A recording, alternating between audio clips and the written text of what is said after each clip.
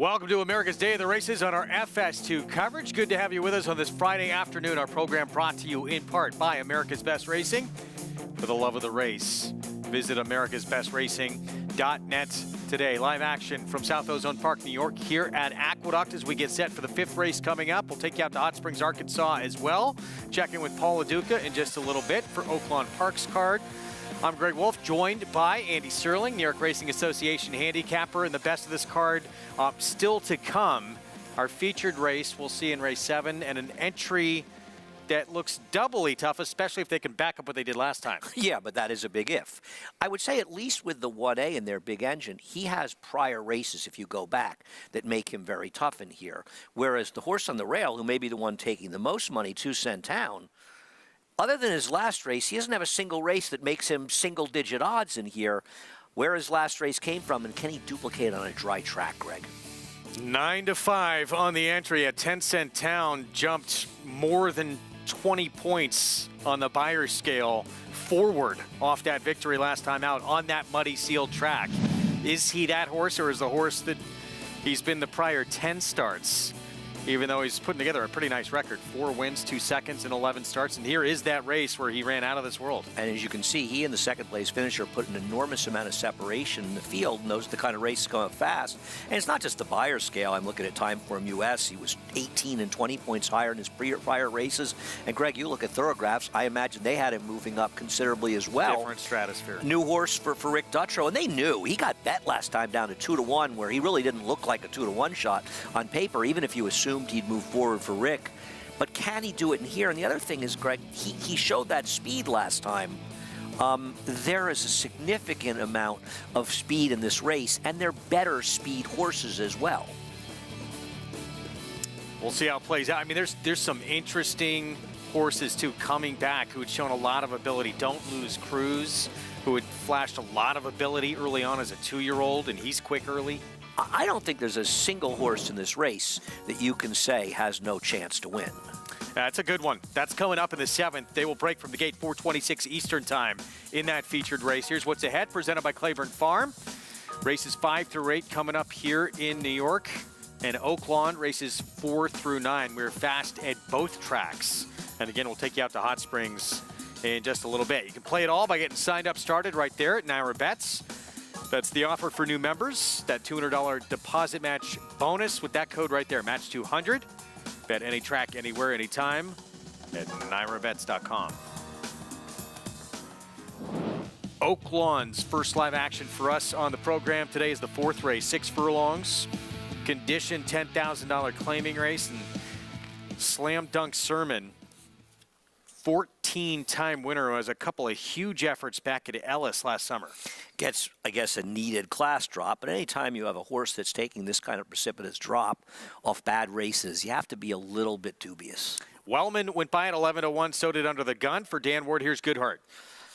Goodheart to me off the claim from Diodoro for a barn. This horse get a lot of money. I wouldn't. I'd play against. Second off the claim here with Violent Gigi. She just doesn't look good enough. He doesn't. Moving to the Robertino Diodoro barn.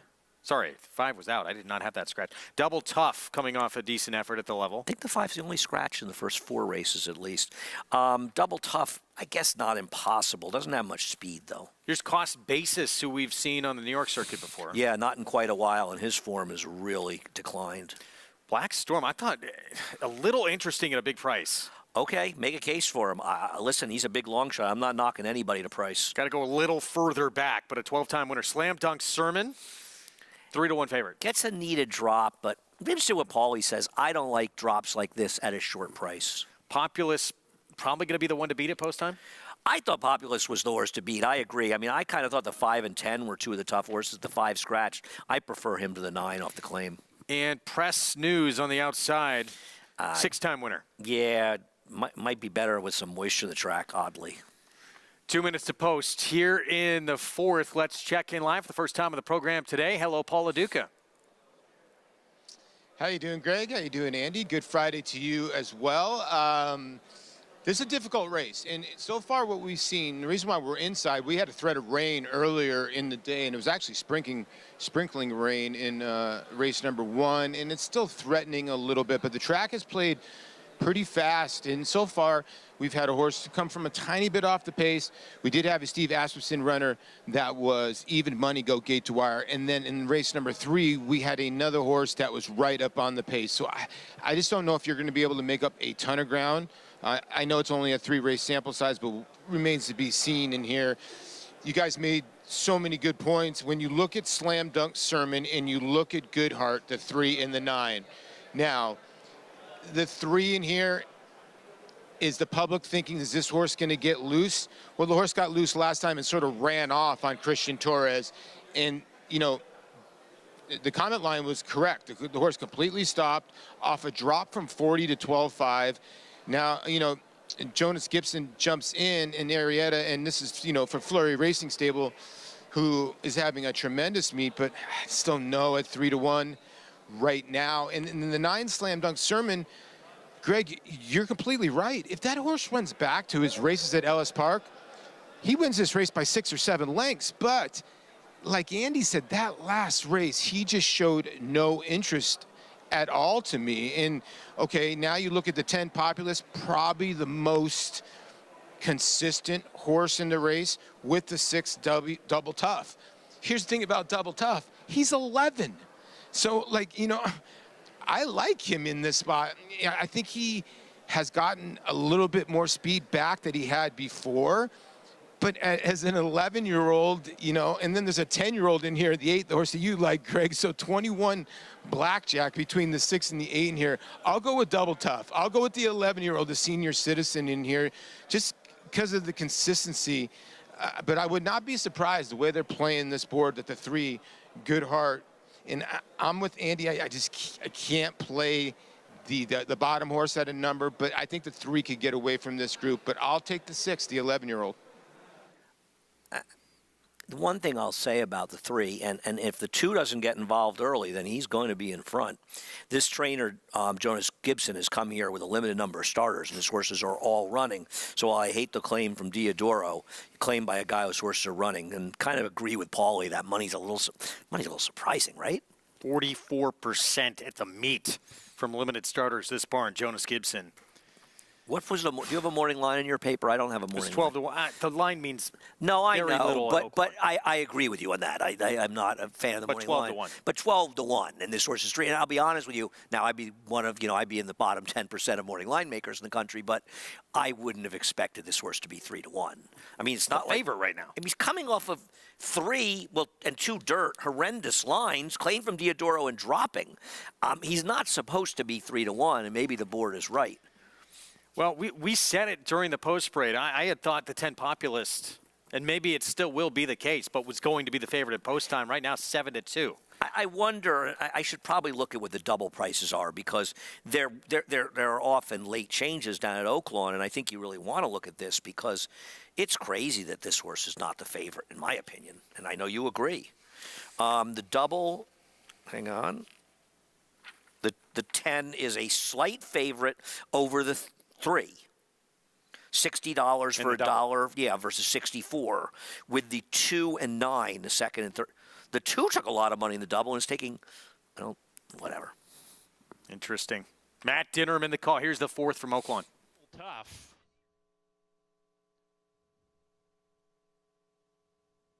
Press snooze to the outside. We're ready to go. And Laroff, the starter, once again today, caught them all in a very good line. Goodheart, he's the pacemaker in the early stages, strides in front by 3/4 of a length. Cost basis runs in 2nd. Populist on the outside, 3 deep, and the purple jacket pretty prominent as 3 runners line up on the lead. The gray, Double Tough, runs in 4th. Under the gun, racing inside of him. A gap of 3 to a line of 3. Slam Dunk Sermon, Violent Gigi, and Wellman, who's inside of that pair. Another length and a half to Black Storm as 1 runner beat. That's Press Snooze at the rear. Strung out group rounds the 4 turn, and the leader is Good Good Heart rides the rail by about a half length. Populous takes the second spot. Cost Basis has come under pressure, loses a spot third while under that pressure. Then comes Double Tough. He's gotten a good trip. He's getting outside for the quarter-mile run. A gap of 2 to Under the Gun, rides the rail off the turn. The others are well out of it as they come down the lane. Good Heart and Francisco Arrieta spurred away to a 2.5 length lead. They show a nice kick here. Populous left behind in second. Under the Gun's third. Slam Dunk Sermon coming on for a minor award, but no doubt about the winner. Good Heart, who was very good today. Good Heart in a romp. Slam Dunk Sermon just held on for second. Black Storm between horses got third over Under the Gun, and then Populist, who flattened out late. Last year, early on at this meet, it was Norm Cassidy. This year, it's Jonas Gibson. 5 for 10 now from limited starters at Oaklawn as Good Heart gets the win first off the claim. Norm. They knew. 3-1 second choice. Wow. And from a 12-1 morning line, look, this horse had some big races to go back to. Sure. We talked about those Ellis races that would run this group off their feet, and apparently got back to it. They knew. What can I say? Yeah, you're right, but they knew he was going to run today. Back to New York and race 5, approaching the 10-minute mark to post. Start of the late pick 4. Non-winners of 3 life, 6.5 furlongs, and these two keep meeting up in the same races, Maggie and Maggie T. You know, it's a little disappointing that they're meeting up and Maggie's not here. You know, It's almost not there's fair. no Richie and Richie T or anything or something running. This is going back to November, and to be honest with you, I was just looking for replays to show in this race, and I said, oh, the 2 Maggies are in here. Let's show it. And I had forgotten that Maggie was going to be leaving us this week. She's on vacation this week, be at Oakland next week. I think since this race was run, I would probably prefer Maggie over Maggie T, and I think most people would feel similarly. But Maggie T got the best of her that day, and Maggie T's only 3-1, 5 to 6 to 1. Yeah, most preferring Maggie as you're taking a look at her. 5-2 favor right now. Let's check in downstairs with Richard Migliori. Well, guys, the 5 Maggie was already on my dance card, if you will, and I agree. Out of the 2 Maggies, she's just the one that's been in better form, and dropping in class just seems like a very appropriate spot. Although this race, you know, features a couple horses dropping in class, and I think a very competitive heat. But from a physical perspective, the 5 Maggie, trained by Ray Handel, is making a really nice impression. Looks terrific. You know, this time of year, it's so hard to keep horses, you know, with that kind of rich, hydrated coat that we like to see. But she's certainly one of the 3 that kind of stood out to me here in the paddock. The 4 Vax is another one that's also dropping in class and, you know, has the look. I mean, she's dappled out, and that's just a credit to horsemanship. Mike Maselli doing a real good job to have her looking this good. You know, usually we see February into March is the toughest time for the horses that have been, you know, based here all winter and racing here all winter. The, you know, winter starts to get to them a little bit. I'm not seeing that at all with the 4 Vax. And then the 9 Simple Sugar, who's been running at this level but running quite competitively. She's outstanding. She was the first horse that really drew my attention. Michelle Jean Julia does a really good job, and she's well spotted from the outside, and she looks like she should be forward in a race that I don't see a tremendous amount of speed. I'm curious to kind of get Andy's take on it, but to me, I think she's going to be in the right position the right way. 7-2 right now, Mig. Thanks on Simple Sugar coming off a second-place effort at Aqueduct. I don't know how close she's going to be, and there's Michelle Giangulio. She's probably sitting 4th or 5th in a stalking position. I agree with Rich, she should be in a good spot. My problem with Simple Sugar is it's the only race that I could bet her in here is her last race. Now, that's a positive, but she's a short price off of a 1 number, and you and I talk a lot about that. Shorter prices on 1 numbers, often not good bets. But it was her last race. Well, Michelle Giangulio with Maggie T going to send out Majestic Return over the weekend against State Bred Company, looking for a first foray into stakes competition. We'll have to deal with Can't Hurry Love, who just missed against Open Company to end her 2023 campaign.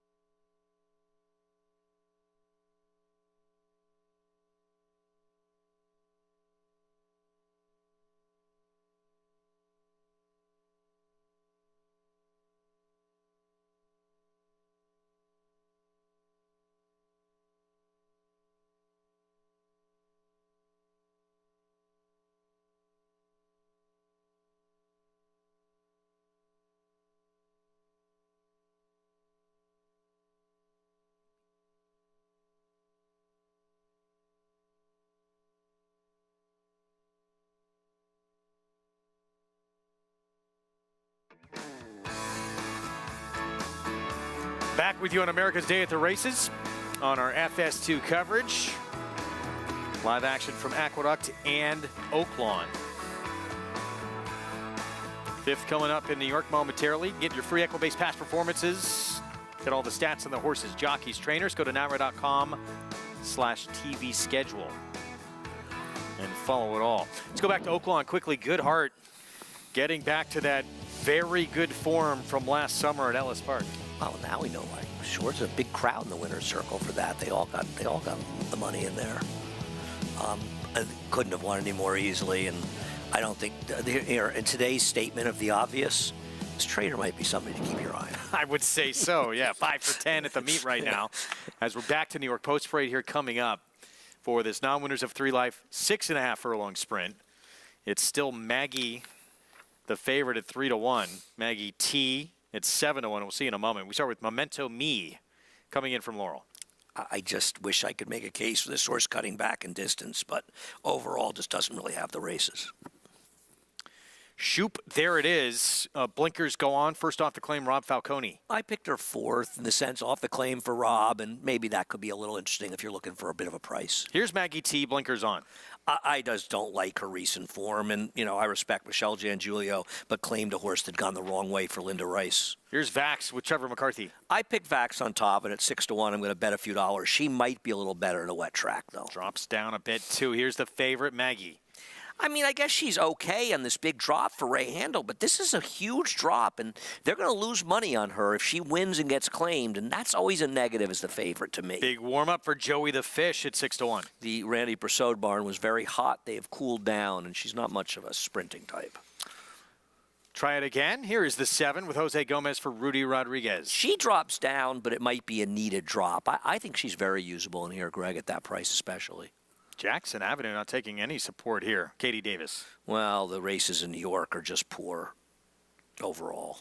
And 4-1 outside, Simple Sugar, just second at this condition. I get Richie's argument, and the argument for her is you've got a lot of sort of negative drop-down types in here in dubious form, and for her, she's coming off her best race. I don't love her, but she's not 2-1, and at least she's showing good recent form, especially for her. 3 minutes to post. Race it kicks off the late pick 4. We're going to bring in Jonathan Kinchin. JK, who's your favorite Maggie? Well, there's no doubt. It's definitely Maggie Wolfendale. I'm going to go towards the outside with the 9 Simple Sugar. And Andy kind of touched on it a little bit. This is a horse that if you look at the past performances, and this is something that happens a lot with claiming races, sometimes it's hard to decide who you want to trust. You want to trust the horse that's been at the level, that's kind of maybe figured it out a little bit or is in good form or worked through an issue or whatever it might be? Or do you want to kind of guess with a short price horse who's plummeting in terms of a dropping situation? Right? Those dropping situations, those horses win all the time. Sometimes they're just better. They win, they get claimed, they move on. I just feel a little bit comfortable with the 9 Simple Sugar in this fact, at 4-1, but also you get a little bit of a tactical horse in a race that appears to not have very much speed. I know Andy looks at Timeform US. I look at Timeform US. It has this race projected in blue coding, meaning that it feels like it's going to be an advantageous race for horses that can find themselves forwardly placed. I feel like Simple Sugar, drawn towards the outside, should be able to get into a comfortable position, stalking position, and just if that last race is who she is now, then there is a little bit to trust there that maybe she'll run a little bit better, and I'll take that chance at 4-1. I'm just proud of JK. I was testing him, and he came up with the right answer on my question when I threw it to him. 5-2 favorite. He wasn't going to fail that one. It is Maggie for Ray Handel, Dylan Davis. You know, you just do the math on Maggie. It's a $28,000 purse, so 55% of the winner is $15,400.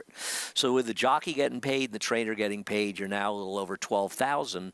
They've had the horse for 2 months. It's a losing venture if she wins and gets claimed, and I just find that to be a negative on a horse who's the favorite. She may win. She'll win without me. Let's go downstairs back to Mig.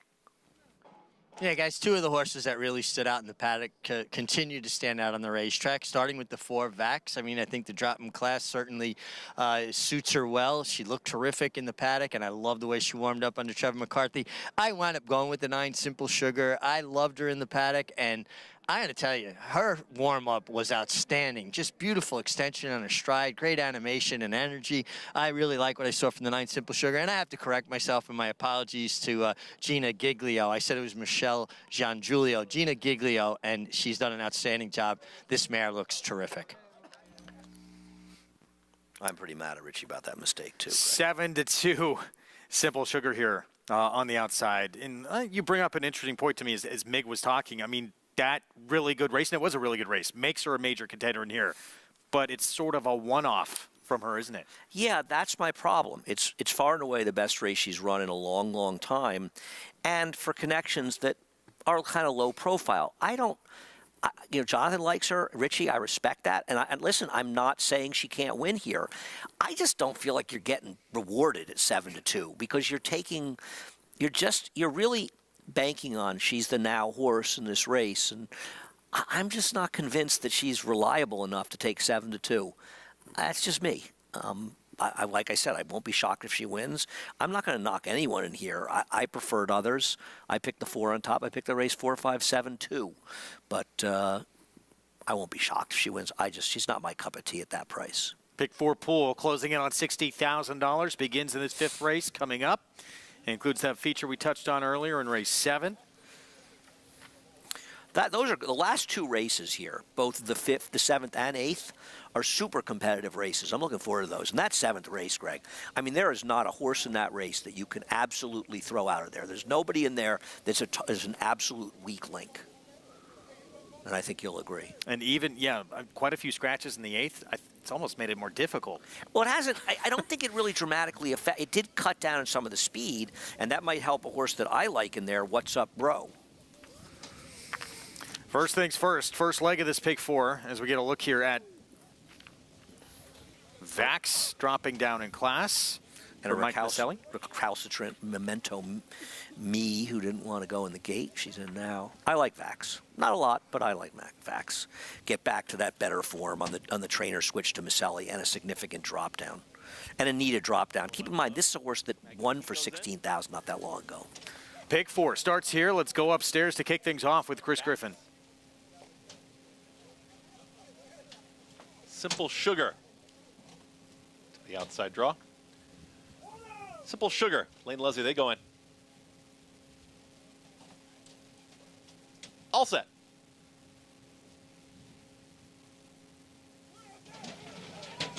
Really acting up with Simple Sugar.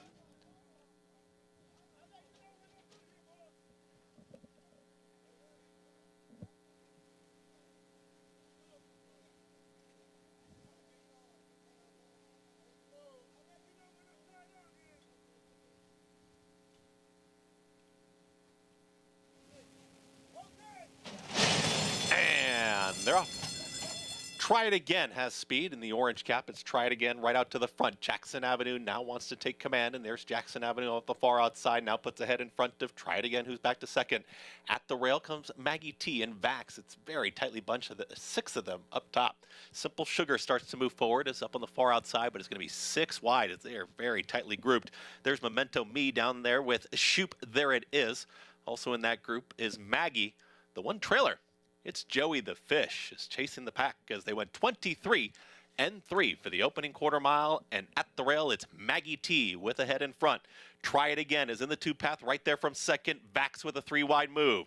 Just out wider is Jackson Avenue, still 4 wide. Shoop, there it is traveling there with Maggie T, who's now weaving in between rivals here, and that's Maggie who's joining them, is taken 4th. The 2 towards the back now, tailing off their Simple Sugar, Memento Me, and Joey the Fish. They reach the top of the stretch, and Try It Again has taken the lead. It's Try It Again. Maggie is up on the outside in the 3 path. Maggie T is down at the rail, is now at the rail battling on, but Try It Again is still the leader for that final furlong. Jackson Avenue continues to try to run on. Try It Again. Jose Gomez, they are now a length and a half in front. Memento Me from way out of it, and here's Joey the Fish. Joey the Fish from out of nowhere, last to first in time. Wow. Big time run there. Joey the Fish gets up there in the last stages over Try It Again. Photo for the Miners in 1 minute 21.38. Hand pump indeed. Sammy Camacho Jr. on Joey the Fish. Joey the Fish at 12-1 to kick off this late pick 4. This barn, you had said, was going very good. A little while ago, it cooled off recently, but looks like hot again. And obviously at 6 furlong wasn't going to have that speed, and not a barn that has great numbers cutting back in distances. They went from that route to a sprint, but look at her right now, right? She's on the inside, second or third to last, and she doesn't even appear to be rallying that much, and you almost wonder, the whole thing's a bit of an illusion, right? The whole race just sort of fell apart. If you bet the 7, try it again, you took a very tough beat, because not only did you get nailed at the wire by a long shot, and she was 6-1, but look at where everybody else that was engaged in the pace early. I mean, they just were nowhere. Look at the 6 out of the gate get squeezed, and as a result, last early. She's just slow. I don't think anything really happened to her. I just think she's slow. And, but once again, what I was saying with the 7, look at where the 3 finished, right? Look at where Vax, who I liked, finished. Look where the 8 finished. I mean, they were absolutely nowhere, and yet Try It Again totally outran the dynamics of the race. Everybody else was coming from behind. I didn't bet the 7, but if you bet the 7 at 6-1, you have a right to be a little bit nauseous. And hang on a second. Okay, this horse is 12-1. A lot of Joeys bet this horse. Got to be bigger in pick 6s. Could this be in one more big price, and could we have a double carryover for tomorrow? Possible. What did we have earlier? What did we? 6, we had a heavy 7, favorite. 1-2 finish here. Tough one to find. 2 for 18 coming in. Was not just last. I mean, there was a ton of separation between the field and her. But wow, did she turn it on in the stretch. Look at this finish. Joey the Fish at 12-1 to start this late pick 4. Prices when we come back.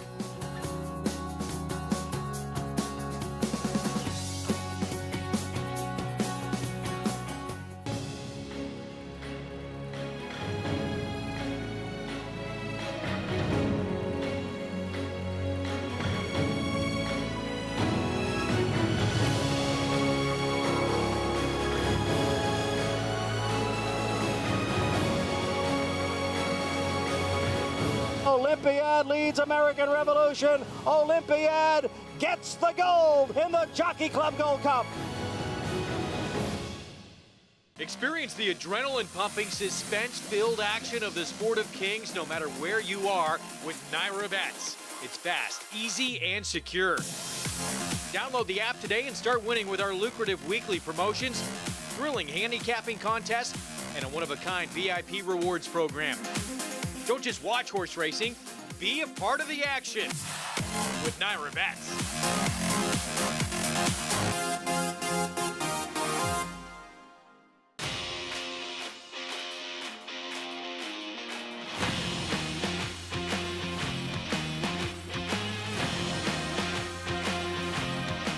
The son of Run Happy, Natala Fella, has won the hopeful.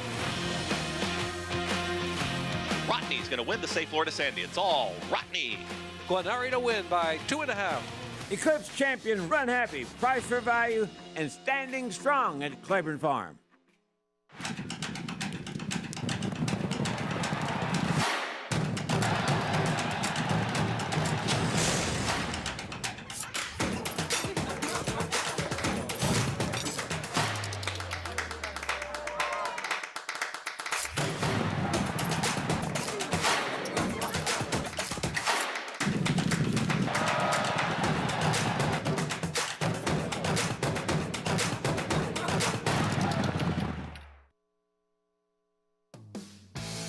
Back with you on our Friday coverage from Aqueduct and Oaklawn here on America's Day at the Races. It's brought to you in part by Claiborne Farm.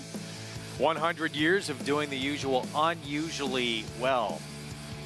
And this a surprise to start the late pick 4 in New York. Joey the Fish, dead last early, not even on the screen, coming out of the turn into the stretch. Yeah. Gets the win at 12-1. And you give Camacho credit. He saved ground the whole way. So when she was able to run, he had saved that ground. But this race fell apart. I mean, this was sort of a classic meltdown type race if you look at. And when you look at these races, you're supposed to go back and you kind of appreciate the horses that were involved in the pace and where they finished. And for Try It Again, who finished second, to have run as well as she did in finishing second, she was the best horse in the race that fell apart. But give credit to Camacho for giving a good right to the pitch and having her in that position show if she could rally and get there, she could get the money. $26 80 cents for the win. And this race here, going to kick off the cross-country Pick 5 that includes races at Oaklawn as well. $40,000 maiden claiming event, 7/8 of a mile. And both parts of the entry out who are going to take money in this spot. And with that, the 6, Gum Island, first time in for a tag for Bill Mott, the favorite. I picked the 6. I'm not going to run the window and bet it 2-1, as Jonathan would say. I'm not going to knock anybody over going there. I just kind of wanted the 2 horses dropping from maiden special to maiden claimer, and that was the 4, Skylar's Artemis, and the 6, Gum Island. All right, we'll talk more about this field coming up in just a little bit. This weekend, we talked about it going to break. Broadway coming up for fillies and mares, 7 furlongs, purse of $100,000. And Can't Hurry Love, last time that we saw her, end of last year, Garland of Roses, that was open company in stakes competition, just missed against Hot Fudge. She's the best horse in this race if she runs her A race. And it's not like she has one A race. She's got 6 A races that'll beat this field. I think this was a perfect trip. I mean, I'm not knocking her, but this was a wicked fast pace, and she got to close into it. But one of the things that makes her so dangerous is her adaptability. She can be forward if the paces are tempered, and she can also rate off the pace and still come up with an effective close. She's gotten very good. Dave Duggan, I feel like at some point, people are going to start noticing how well David Duggan has been doing. His horses have been running extremely well. He's always been a good trainer, but his horse has been running very well for a few months. Think about this horse, how well he did with her, getting her from Christophe Clement. Get some more horses, but is 7 furlongs going to be the right distance for her? That's maybe the biggest factor. He's only tried it once before, did not hit the board that day, but as you said, she has several races, not just that last race to go back to make her the one to beat in this field. Sweetest Princess, Majestic Return. They met back in mid-November, and it was Sweetest Princess surprising at 12-1. No complaints by me. I made a lot of money in this race, but Sweetest Princess wasn't best. Majestic Return was best, and this was a race that had a very quick pace. And kind of like our previous race here, Majestic Return ran the best race in finishing second. Now she's in a race where she draws the perfect outside post. Can't Hurry Love is the only other horse that really has speed, so she projects to be in a very, very advantageous position in here. Sweetest Princess less so. The question, though, with Majestic Return is she really good enough? But I guess if you take a position and say, I want to bet against Can't Hurry Love, Majestic Return has to be considered one of the major threats, if not the biggest threat. Since that upset score, back-to-back third-place finishes, then came back to win again at 7 furlongs as well, even though that was a wet track. But it looks like at least trending in the right direction for Jimmy Ferraro. That is coming up on Saturday. We'll have it for you. Race 9, 4:26 Eastern start time for that Broadway for New York-bred fillies and mares. We'll take you back to Oaklawn when we return from a timeout. Race 5, 6 furlong sprint. Non-winners at 2 lifetime. More on this one when we come back on America's Day at the Races on our FS2 coverage.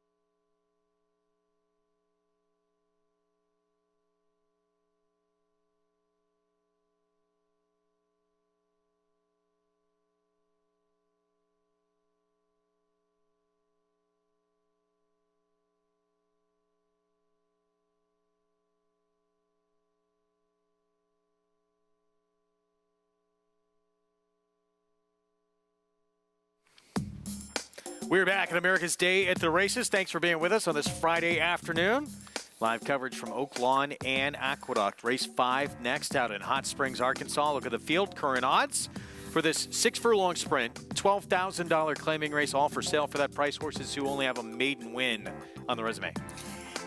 I picked the 6, but wait, we're going to Oakland. We're going to Oakland. I'm sorry, I'm a little bit confused. I like the 5, Beautiful and Bold, and the Claim and Drop Down. Nothing clever. Facing a lot better for one of the hottest barns on the ground, Cipriano Contreras. We'll have more on his pilot, too, coming up later in the show. Wildwood Enough went by. Here's the 2, Missy Piggy. I don't know how you recommend this one. It's be a massive upset. Chip Shortage at 11:01 for Tim Martin.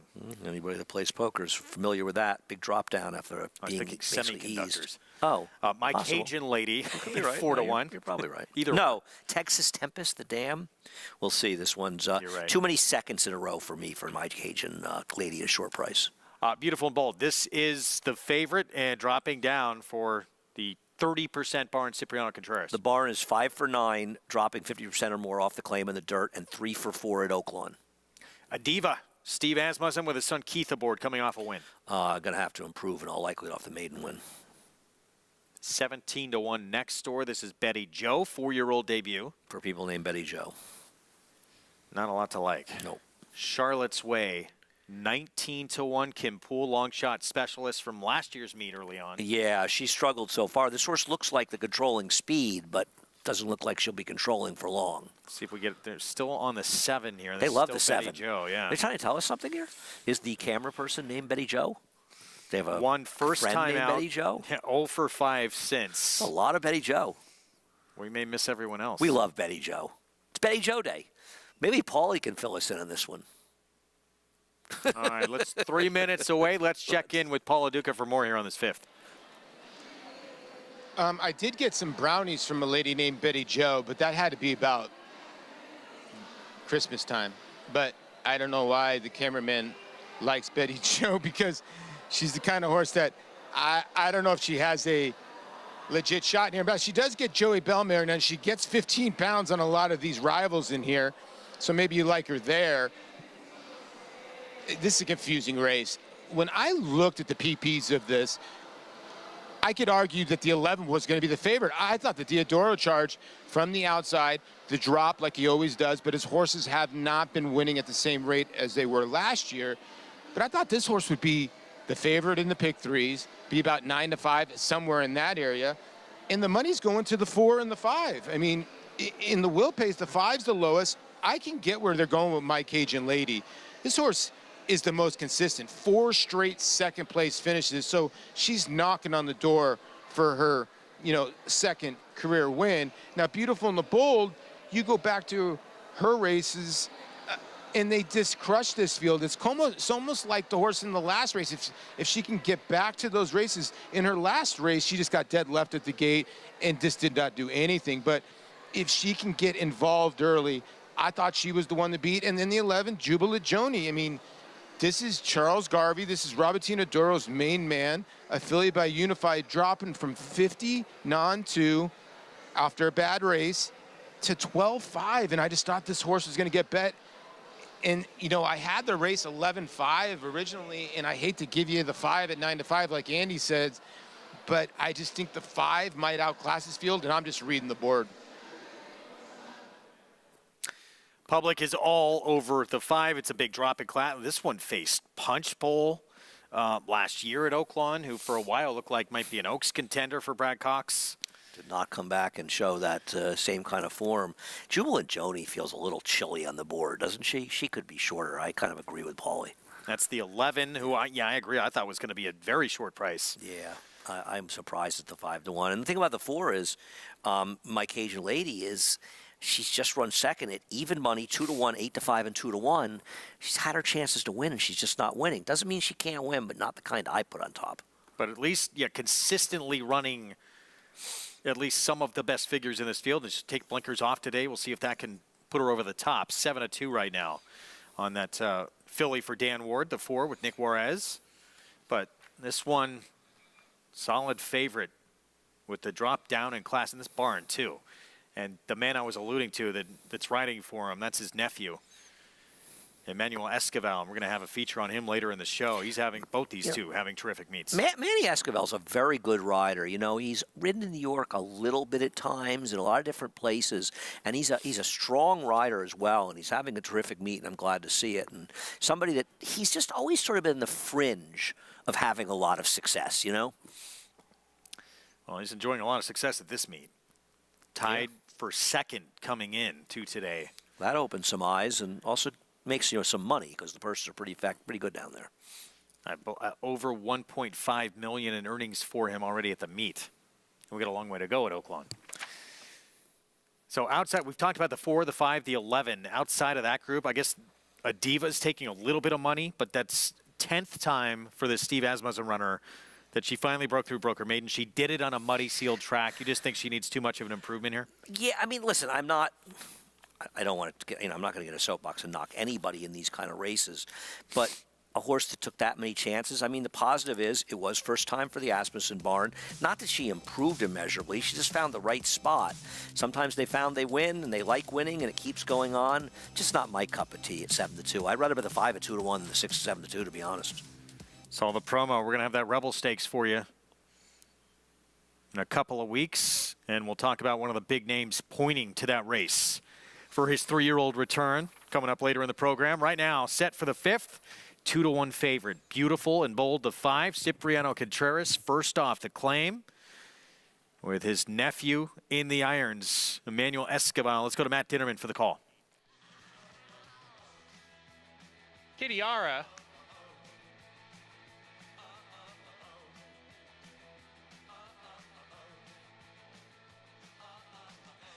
Beautiful and Bold will be second to last. And to the outside, Jubilant Jody.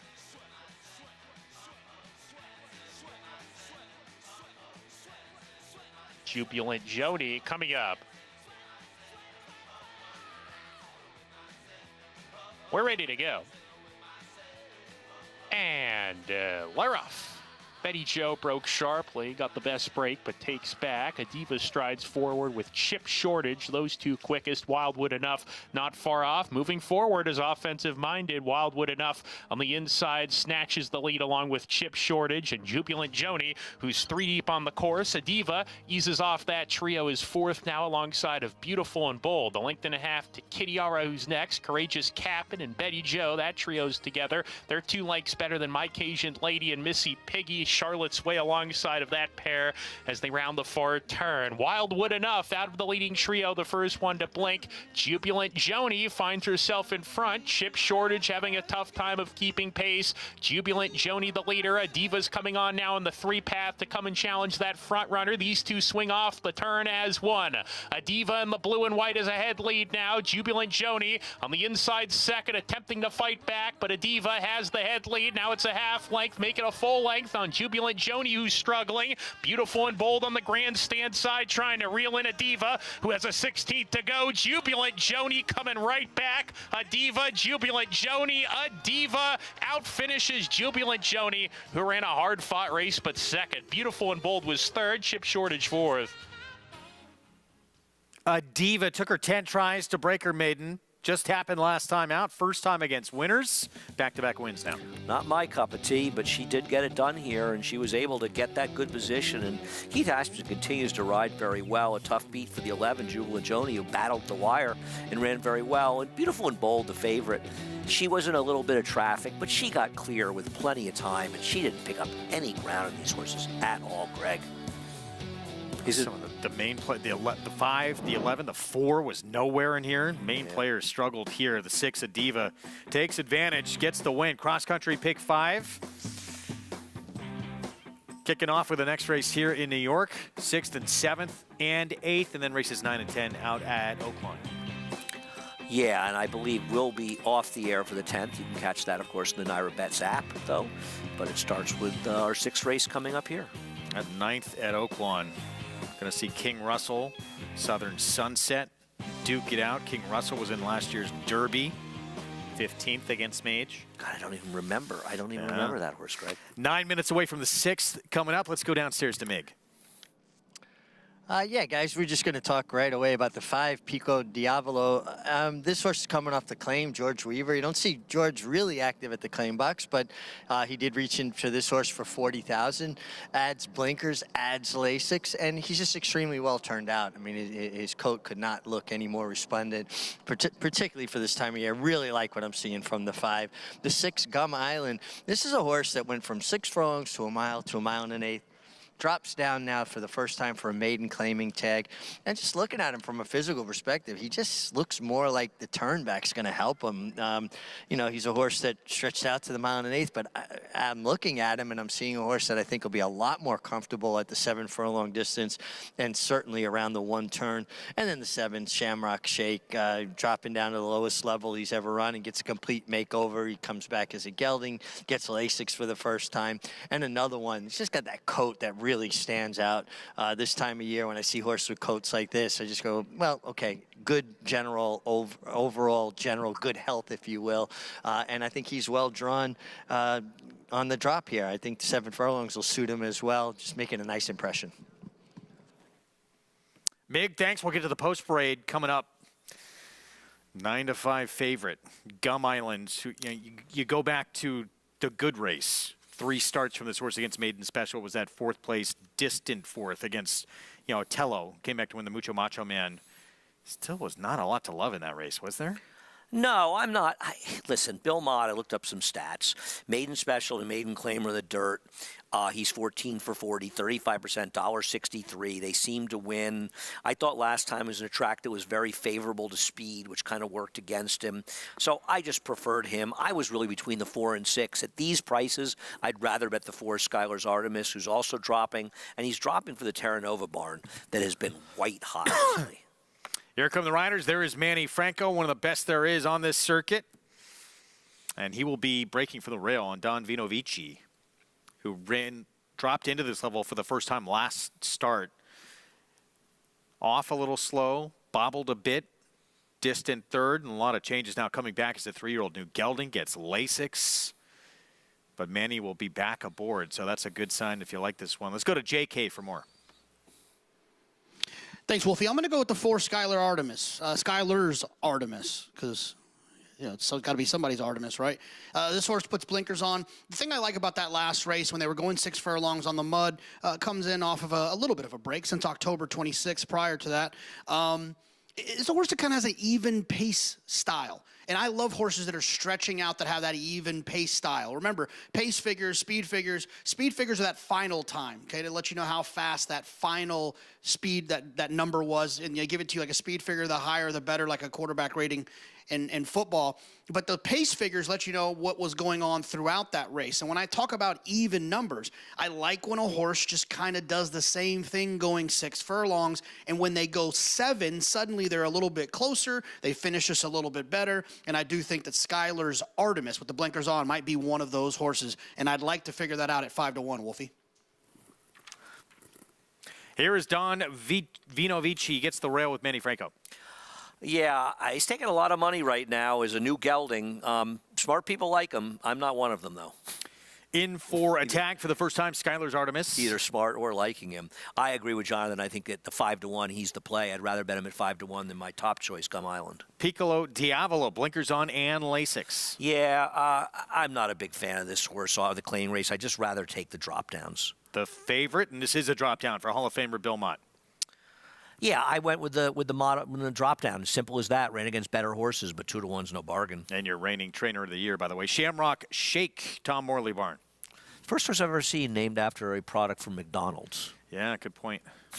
No, it's a good point, but it's a point. Potatoes in their shakes to make them thicker. Is that true? Yeah, it's true. Here's Conniving Speed. We know we'll get that out of this Jimmy Chapman runner. I mean, this is a total wild card. A horse that's really done no running on turf and dirt, but hasn't run since Churchill Downs. Took some money that day. Has been gelded. I mean, this is the kind of horse that I don't like him, but if he wins, you're going to say, this was one I should have known was a wise guy horse, right? Interesting, I think, at 8-1 here. He's interesting. If he wins, he was a horrendous bet when he runs last. Exactly. Most of them are 4 minutes away from this 6. It kicks off the late pick 3. And, favorite, Gum Island, one of many class droppers in this field. And here's a look at the Son of Good Magic.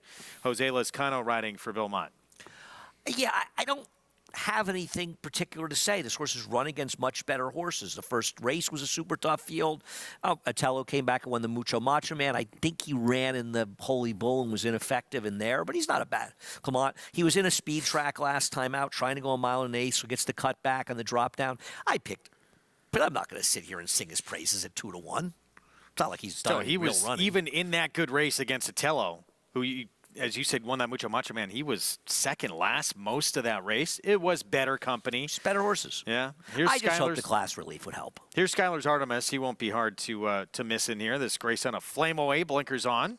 I'll tell you why I picked the 6 over the 4, honestly, because I'm not sure the 4's ever done any running. Not the 6 has, but that Moonlight Fig where he got a 54. It was an off-the-turf race. That figure has not been backed up, okay? Last time out, the Winter Tuscan Sky for Todd Pletcher, a first-time starter, took very little money, is either a freakish wet track horse or just a very good horse, or that race is a little suspect because it's got a huge figure, and I'm concerned that horses may not run back to it. Having said that, I'm using 4 and 6 here. I don't have a clever opinion. So 7-2 on this one. Gum Island, 5-2 favorite. And Mig going to go with Shamrock Shake for the Morley Barn. Yet another class dropper and a bunch of changes now with this 3-year-old. The 7. Oh, I'm sorry. I thought we were going to Richie. Yeah. Richie's going with the Tom Morley one. Well, they're down in New Orleans. Dropped in for 75 maiden claiming last time out. That was at a mile. Yeah, I didn't like this horse that much. I could see it. I picked him 3rd. I went for horses that run in the better races. But this horse had his chances. But I wish he ran a little bit better last time. But he is a new gelding. That's the case with several of these. Struggled, but against better company. Now they're all getting together. See who is the best of the class droppers here in this 6th race coming up. And who can last 7 furlongs here. Yeah, I mean, I think one of the things I like about Gum Island is I like the cutback in distance from a mile and an eighth. Now, granted, he didn't do much running, but as I said, that was a track that you really needed to be forward in. Meanwhile, that 2, I think we're both surprised. This one, I think early on was favored, but even 4-1 on this horse. People's names. Taking money. Manny Franco was already in at this level on a distant 3rd that day, although did have a poor beginning. Rail today, New Gelding gets Lasix, and the 3-year-old debut coming up. But the public's staying with Gum Island here for Bill Mott. We're set for the 6th as they continue to load. Let's go to Chris Griffin for the call.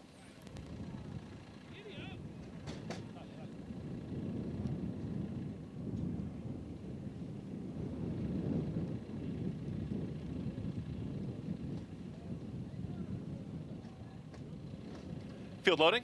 It's post time. Post time for race 6. Start of the late pick 3. There's Conniving.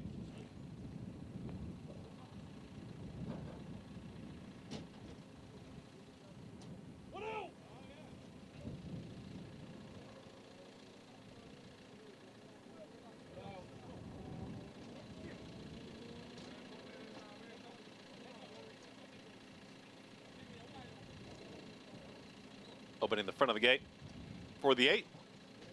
Conniving goes in. All set.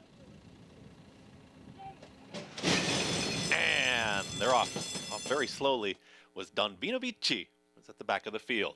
As for speed was Shamrock Shake, but here comes Skylar's Artemis, who's quickest. It's Skylar's Artemis now with a head in front.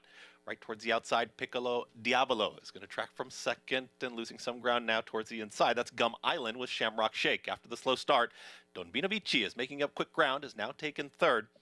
The Triller, Conniving, at the back of the field is about 8 lengths the trailer. Skylar's Artemis at 3-1 has got the lead, 23.42 for that opening quarter mile. Right to the outside, Piccolo Diavolo is tracking here from 2nd. Here comes the run from Don Vinovici and Manny Franco there in gear. They're going to be 3 wide here into the far turn. Gum Island starts to make up some ground. So does Shamrock Shake, who's under a drive at the back. Conniving is still the trailer. Skylar's Artemis is up by 3/4 of a length. Not going away is Piccolo Diavolo. It continues to chase this leader from the back. Conniving starts a rally from the back of the field. Also under drive, Don Vinovici. Shamrock Shake is still in there as well. Also Gum Island, they're still chasing the gray. Scalars Artemis who kicks away. But here come the closers from the outside. Now rallying on. Here comes Piccolo Diavolo. Down to the inside. There comes Gum Island. Also rallying on. Here comes Don Vinovici. And Don Vinovici, who is off slowly. Don Vinovici's got the momentum. 3 across the racetrack and looking for Seamus Conniving as well. At the rail, it's Gum Island. Can Don Vinovici pull it off? Don Vinovici in the center of the racetrack. Gum Island not done to the inside. It's a photo finish. Tight photo there. Inside Gum Island and outside Don Vinovici. Finishing third was Conniving in 1 minute 27 and 4. The 6 Gum Island inside, the 2 Don Vinovici outside. Let's take another look. It feels like Gum Island held on. Got a great ride from Jose Lezcano. I saw Jose Lezcano early in the room and was teasing him because he was just relaxing. And I looked through. I said, "Oh, you're not riding to the 6th race today." Well, he waited a long time for a mount, and it looks like it was well worth it. It appears he got the money. Yeah, looks like he got the bob there on the inside, doesn't it? And needed every bit of it. Tough beat if you add the 2, as he did not break that sharply. Again. And he kind of rushed up, and it was a pace that collapsed, and he lost the bob as well. But Gum Island in the drop down gets it done as the favorite. Yeah, went off 2-1 favorite in here. To make this official, definitely looked like he got the best of that bob, though. Yeah. Right at the camera. One more look. And Jose Lezcano sticking down to the inside. Big run from Don Vinovici, but he's been compromised from some poor beginnings. Yeah. And this was much like the last race, was another race that completely fell apart. I mean, Greg, you and I were talking about the 8, and we just assumed the 8 Conniving be the speed. He was dead last. He put in quite a run in there to be 3rd. A bit of an illusion, maybe, because the way the race was run. And listen, I liked Gum Island. I picked him. But if I bet Don Vinovici, I wouldn't be happy because he really did probably run the best race. But running the best race and getting the winner's circle, not always the same thing. 6-2-8 Ford's Gum Island in the 6th at Aqueduct Prices when we come back. And we'll look ahead to a very rich race coming up for the Whitney Breeders' Cup Classic winner, White Abarrio, and his trainer, Rick Dutrow, as they eye the Saudi Cup and many, many millions of dollars.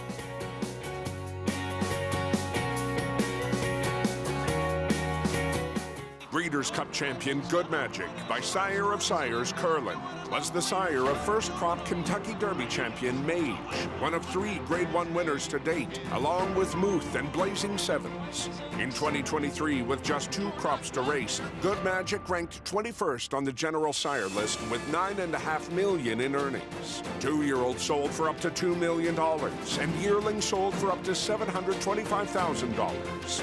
Good Magic, the classic sire. Tickets are on sale now for the Belmont Stakes Racing Festival at Saratoga Racecourse. Save 10% with a 4-day admission pass June 6th through 9th and be part of history. Visit BelmontStakes.com/tickets to purchase your pass today. RaceLens is the most in-depth product in horse racing with unique features found nowhere else. True odds, predictive analysis, and pace projection. RaceLens. It will change the way you follow horse racing and take your game to the next level. This is Maxfield. This is a Maxfield foal. Maxfield, the G1 Breeders' Futurity and G1 Clark Hero by Street Sense. Maxfield foal. They're just like him, walking, standing, looking perfect, and selling. This one made $500,000, the most by any freshman in 2023. Maxfield. He's the best in his field. Inquire now. Racetrack Television Network brings you every race, from every track, on every screen, every day. With monthly packages starting as low as $5, RTN gives you great value and access to more live HD streaming and race replays than anyone. Visit RTN.tv today to sign up and watch on almost any device, including Roku and Amazon Fire. RTN has packages that start at $5 per month.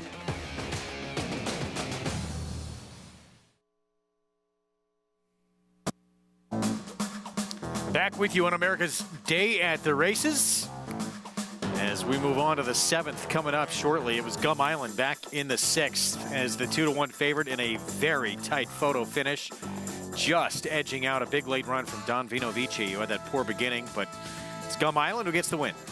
You tell the tale of the trips, and Gun Island, I mean, he could not have gotten a better ride from Jose Lezcano. Basically never left the rail, just stayed there. And it's not even like, it never really felt like he did that much running. Just sort of grounded out down there, and Don Vinovici didn't break, kind of rushed up a little in the backstretch. Now, listen, he got to make the outside clean run, but there was plenty of room inside, and it was narrow victory for Gum Island with, in all likelihood, the best horse ran second here. Race collapsed. I'm not even sure that Skylar's Artemis ran that badly, given how much this race collapsed, right? I mean, at least he hung around for 4th. The other horse, the 5, was nowhere. In the end, was not that close. It's amazing how much closer. I mean, he got every bit of the bob. He got every bit of the bob. Seemed a lot closer, but yeah. it was a full head. All right, so 2-1, Gum Island with the win in that 6th. This next race coming up, we previewed it at the beginning of the show. It is a good, wide-open feature Friday afternoon race. We'll get to it in a moment. Going to break, we talked about who's coming back. White Abarrio, Whitney winner. Breeders' Cup Classic winner for Rick Dutrow will line up in the Saudi Cup, taking on National Treasure, among others. And Derma Sotogake, who ran it. I mean, it's remarkable how well he ran when you consider, first of all, the race he ran, but also how much he had, time off. And he has to be considered very dangerous. I haven't really looked at the race. I know National Treasure's in there as well. He ran exceptionally well in the Pegasus. I don't see him stepping up and being the likes of the other 2 horses, but it's going to be an interesting day. And White Abarrio's the big name, but this is by no means an easy race for him. Can he continue just an incredible way he finished off the year with that double in the Whitney in the Classic, bring that forward to 2024? Well, we'll see. I mean, obviously, he really turned things around. He was always a talented horse. He stepped up in a big way for Rick Dutrow going to his barn. He had a tough trip in the Met Mile. It's Whitney, a blowout win. The Breeders' Cup, a decisive win. But he's going to be facing some tough horses in here, and I'm fascinated by what Derma Sotogake can do. There was a lot of buzz about this horse going into the Kentucky Derby back in that first Saturday in May. It didn't pan out on that afternoon, but wow, did he run huge in the Classic. Oh, no question about it. I mean, remarkable, right? That was his first start since the Derby, I think, right? I mean, to run as well as he did after that. This horse is the real deal, and I'd love to see him get a chance to start putting starts together. And could be really good. And a lot of very smart people like the Derby. I didn't like him because I just don't like that the route he took to the Derby.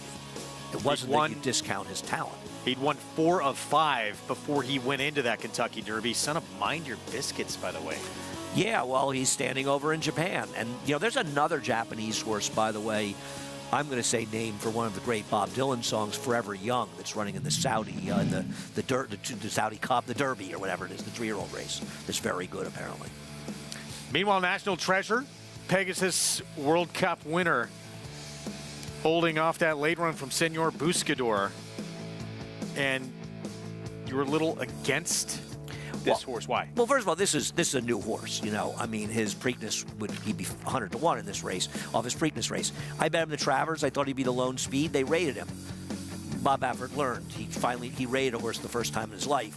But he's improved. His last 2 starts are enormous improvements for him. Can he take another step forward? Coming back in a month, shipping to Saudi Arabia, as opposed to a horse like White Abarrio, I think has been there for a little longer, right? I'm not sure, but I feel like he has. Big ass, coming off that win, run so huge in your 4-year-old debut. Make that travel. Now face, as you said, it's not just these 2.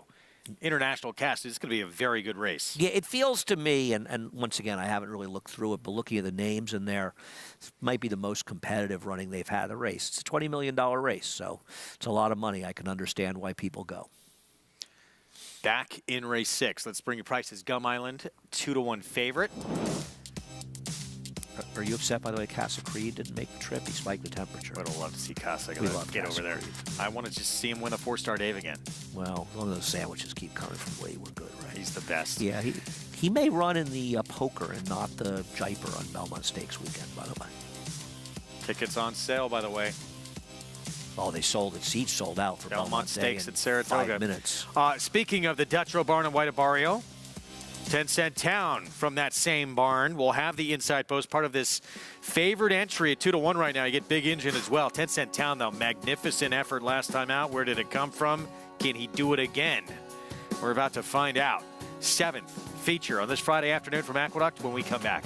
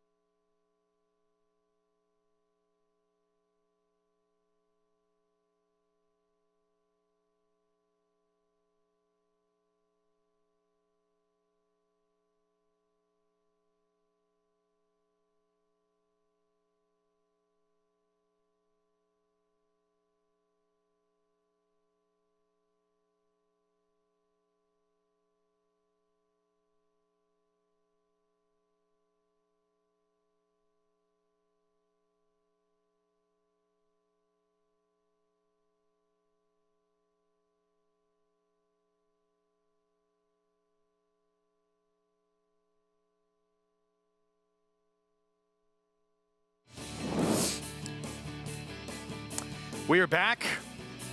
Look there at Little Rock Central High School in Arkansas, where a group of 9 African-American students enrolled there back in 1957, initially prevented from entering the racially segregated school by the governor, but then allowed after an intervention by President Dwight Eisenhower, who issued an executive order to federalize the Arkansas National Guard, ordering them to support integration.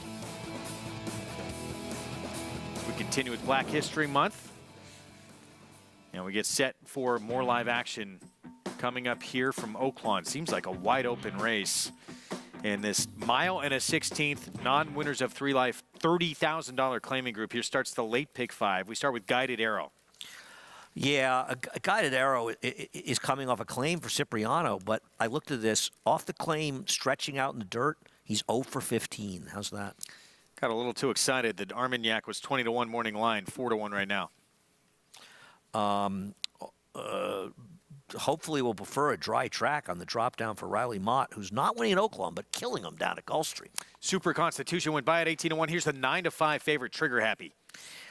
Yeah, he's a horse stretching out in the dirt for Norm Cassie, who has very good numbers, over 25% doing that healthy ROI. Tough to endorse Deep State. I agree. 7-year-old Martin Schwann. Here's Long Crow for Aaron Shorter's barn. Should get a lot of pace to run at, but this horse has no speed.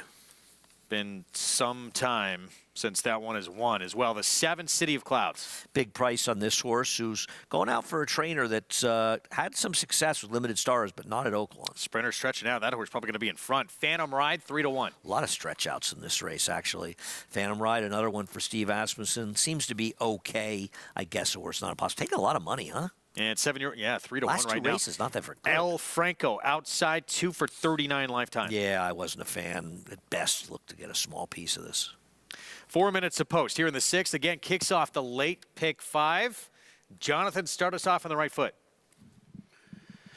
Well, I mean, there is a lot of stretch outs, like you guys mentioned. The one that kind of caught my attention was the 7 City of Clouds, right? I think City of Light is going to be an outstanding stallion. City of Clouds, feels like one that, I talked about it earlier. It didn't work out, but it doesn't change the way that I view racing. And when I'm looking for horses stretching out, I want horses that kind of show those even type of numbers. And if you look at City of Clouds' last 2 races going shorter, going the 6 furlongs, the final numbers were in contention with what you need to earn in this group, but also the pace figures. This horse ran a little bit earlier in those races, and now with the stretch out, should be able to run a little bit easier in the early part of the race. Now, if this turns into a whole cook fest and all the horses that are up front, that can definitely go wrong. But if City of Clouds can get comfortable and can have a chance to kind of relax, this horse has run okay at this distance or distances near this before. So I'm just hoping that they can get a little bit comfortable, and at a big price at 16-1, Paulie, there's no reason not to give City of Clouds a little bit of a shot. I'm with you, JK. I use many in here to start off my pick 5 because I just can't trust anybody. You look at the 4 Trigger Happy in here for Norm Cassidy, who's just had horrendous luck so far at this meet. I would say about of the 17 starters, 6 or 7 of them have broken either to their nose or gotten left in the gate, and Trigger Happy being one of them last time out. He just didn't break at all.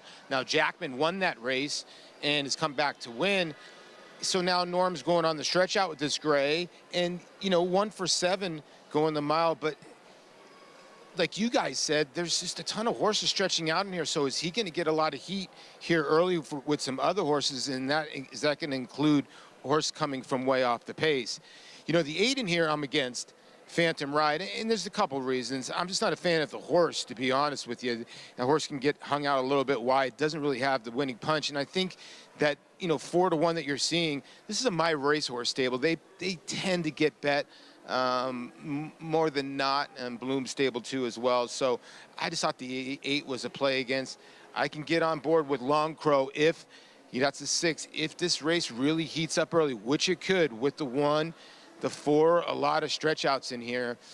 But the way the racetrack has been playing, I tell you what, the 3 at 17-1, it's a ridiculous price. Now, I understand this horse hasn't won in 2 years. It has a lot of seconds, but that's a horse I would put underneath. And I would probably land, I can't believe the 2 is 9-2 from 20-1. I'm gonna land on Trigger Happy. I'm not giving you much here at 3-1. I think that finally Norm Cassidy breaks out of this little slump. I think you're going to see a very quick pace in here. You've got 3 sprinters with speed, with sprint speed, the 1, the 4, and the 7, all stretching out. How is it possible that there isn't going to be some kind of pace between them? Or even the 2 has sprint speed. I mean, the 2 isn't. You're absolutely right. The 2 could be 4 as well. I don't think the 2 is as fast as the 1, 4, and 7, but you're not wrong. Now, the 2 at 5-2, that's a terrible morning line. That's a morning line. I'm not saying I could have made him 5-2. It probably should have made him 5 or 6-1. I agree with Paulie that Super Constitution is way too big a price, not a winning type or not. And with the kind of pace in here, a horse like Long Crow can win. I know we're seeing forward horses do well, but you've got 3 speed sprinters stretching out in here. I don't see how this pace is going to hold together. Yeah, because a lot of times, especially here, too, they will all tackle each other. They go. They're not. This isn't. Well, a lot of times you see some tepid riding in New York. Most of the time at Oaklawn, guys go. And even you mentioned with Armagnac, who's so live in here. So while he's not as fast as the 1, 4, and 7 early, he's not slow. So it's hard to see him not being forward enough to maybe urge them along. I have a tough time seeing anybody wire this field. And I think that's going to help a horse like the 6 and even the 3 Super Constitution, though he has much more speed than the number 6 Long Crow. Armagnac, 3-1, somewhat surprise favorite in here. Horse who ran in the Preakness a couple of years ago against early voting. He set the pace in that race early on. God, wow, I didn't even notice that. That's amazing. Oh, listen. And the thing about him is he's also been on muddy sealed tracks since he's come back. So he's not only dropping, but he's also been running on tracks he may not have favored. He was big prices in those races. I won't be surprised if he runs well here for Riley. I'd like to see Riley get a win there. But Riley ran 1-2 in a good-looking maiden race down at Gulfstream Park last weekend for 3-year-olds. So I think he may have double-digit wins at Gulfstream. So while he's not getting it done at Oaklawn, his horses are running great down at Gulfstream Park.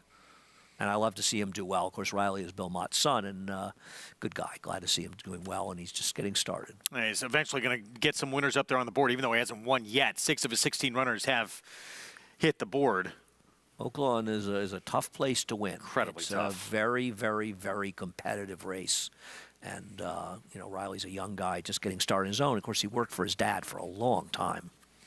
And so, again, this race is going to kick off the pick 5. We talk about briefly, the feature, that 9th race, where we're going to see Southern Sunset probably be favored for Kenny McPeek, that huge comeback race as a 4-year-old. And then King Russell, who was second in the Arkansas Derby at 58-1, and that race got him to the Derby last year where he didn't run well. But obviously a horse with some ability. I will not be on. The MIG will be on. We'll try to bring those PPs up. Take a look at that race. Part of the sequence. We got one left to load. Matt Dinnerman, the call, start of the pick 5 from Oaklawn.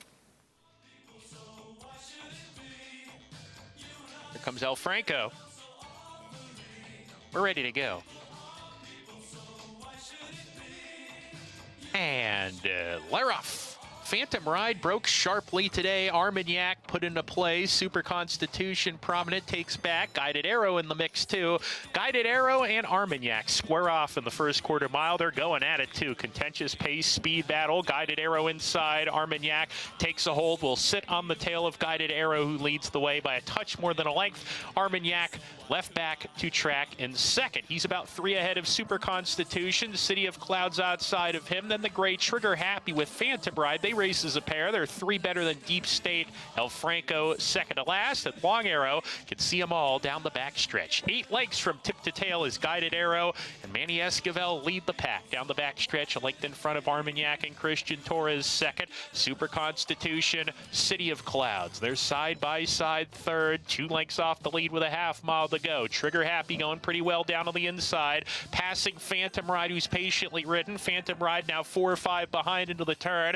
El Franco shaken up with Long Crow, and Deep State drops to the back as they round the far turn. Armagnac calls it an afternoon. Guided Arrow still in front. Here's City of Clouds to put up a fresh challenge. Trigger Happy is following that rival. He's getting off the rail now, Trigger Happy, in the 3rd position coming off the turn, and Phantom Ride's ready to go. There he goes 4 wide as Trigger Happy loses a position. He's in 4th, needs to re-rally. Phantom Ride has taken a short lead. Guided Arrow retreats. So does City of Clouds. Now Trigger Happy finds the seam to come charging, and he's trying to get to Phantom Ride, who has a 16th to go, a 2-length lead. Trigger Happy trying to get there, continues to plod away. Phantom Ride in front. Phantom Ride got it. Phantom Ride over Trigger Happy, an unlucky loser in second. Long Crow battled on to be in the photo for 3rd with Guided Arrow. Phantom Ride, another win for Steve Asmussen, his son Keith in the irons. 4-year-old son of Candy Ride, first win since March of last year at Sam Houston. And he got a great trip. Now, this pace didn't materialize, but they went 23 the first quarter, which is moving. And the one actually ran well in a photo for 3rd here. And then Paulie's right that speed is doing well, but it's just too much to ask these sprinters stretching out in that kind of pace. So something had to give, and this horse is a more experienced router. Trigger Happy actually ran very well for Norm Cassie, and Paulie's right, for Norm, everything went so well for him last year. And this year, it's just been kind of like the races he was winning last year, he's having these kind of finishes here. Not an excuse for the 4, but he did run very well. He just came up a little short. Back to New York, feature race on this Friday card. There is 10 Cent Town, part of the favored 2-1 entry. Both halves very dangerous, maybe the 1A more dangerous, but off this performance, if this horse can repeat this race, which he'd never done prior, it was his last start, it was a win. 10 prior starts, hadn't come close to this. He can do this again. Probably everyone else is running for second. Well, to be honest, I prefer the other half of the entry, and what I think of entries, I think it's preposterous in 2024 that we still have entries in New York. Most jurisdictions have gotten rid of them. He's got a lot of speed. He was able to control, but he's not as fast as a horse like Be the Boss or What's Up, Bro, or even Don't Lose Cruise. So I don't see him getting the same kind of comfortable trip he got last time. I'm skeptical. Be the Boss, meanwhile, that's the 3 Dylan Davis for Mike Maker. Faced a very good New York bred named Today's Flavor last time out. Before that, he was a winner. And what he did back that he'd never been able to really do effectively was rate and win. And that was a real feather in his cap. And he's probably going to have to rate in this race to get it done. Last time out, as you say, he's engaging with Today's Flavor, and it kind of set it up for General Banker to pick up the pieces for second. But he ran the second best race. And I think he has to be considered a major player. The Mike Maker barn has been on fuego. 8 of his 18 starts, he's been first or second. And just really strong recent form. Career best effort was just 2 starts back.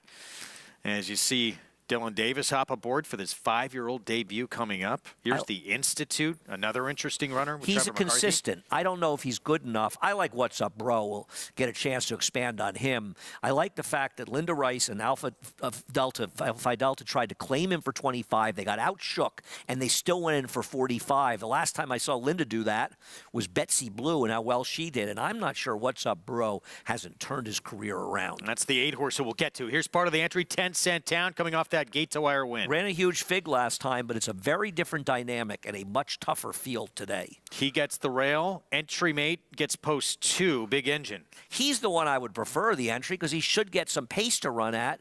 The problem is you can't bet him because he's getting overbet because of the 1. He's a 13-time winner. Be the Boss, 5-2. I think he's very dangerous near and agree with the public.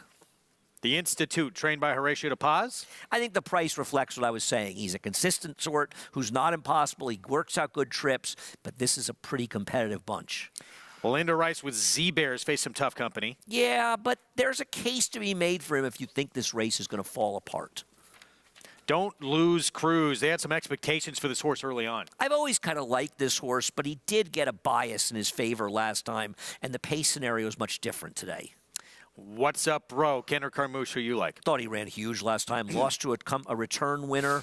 Ran big. I didn't like him at all. I think today he could wire this field. And I think it's the first time in the 50 times this horse has run you've not picked Gemography. I mean, how's he supposed to beat this field? He should have won last time. He ran fine, but this is a much better field. Just missed by a neck last time out. He's a 12-time winner as we get a look here at the 8. So What's Up, Bro? Linda Rice claims. Been a very popular horse in the claim box of late.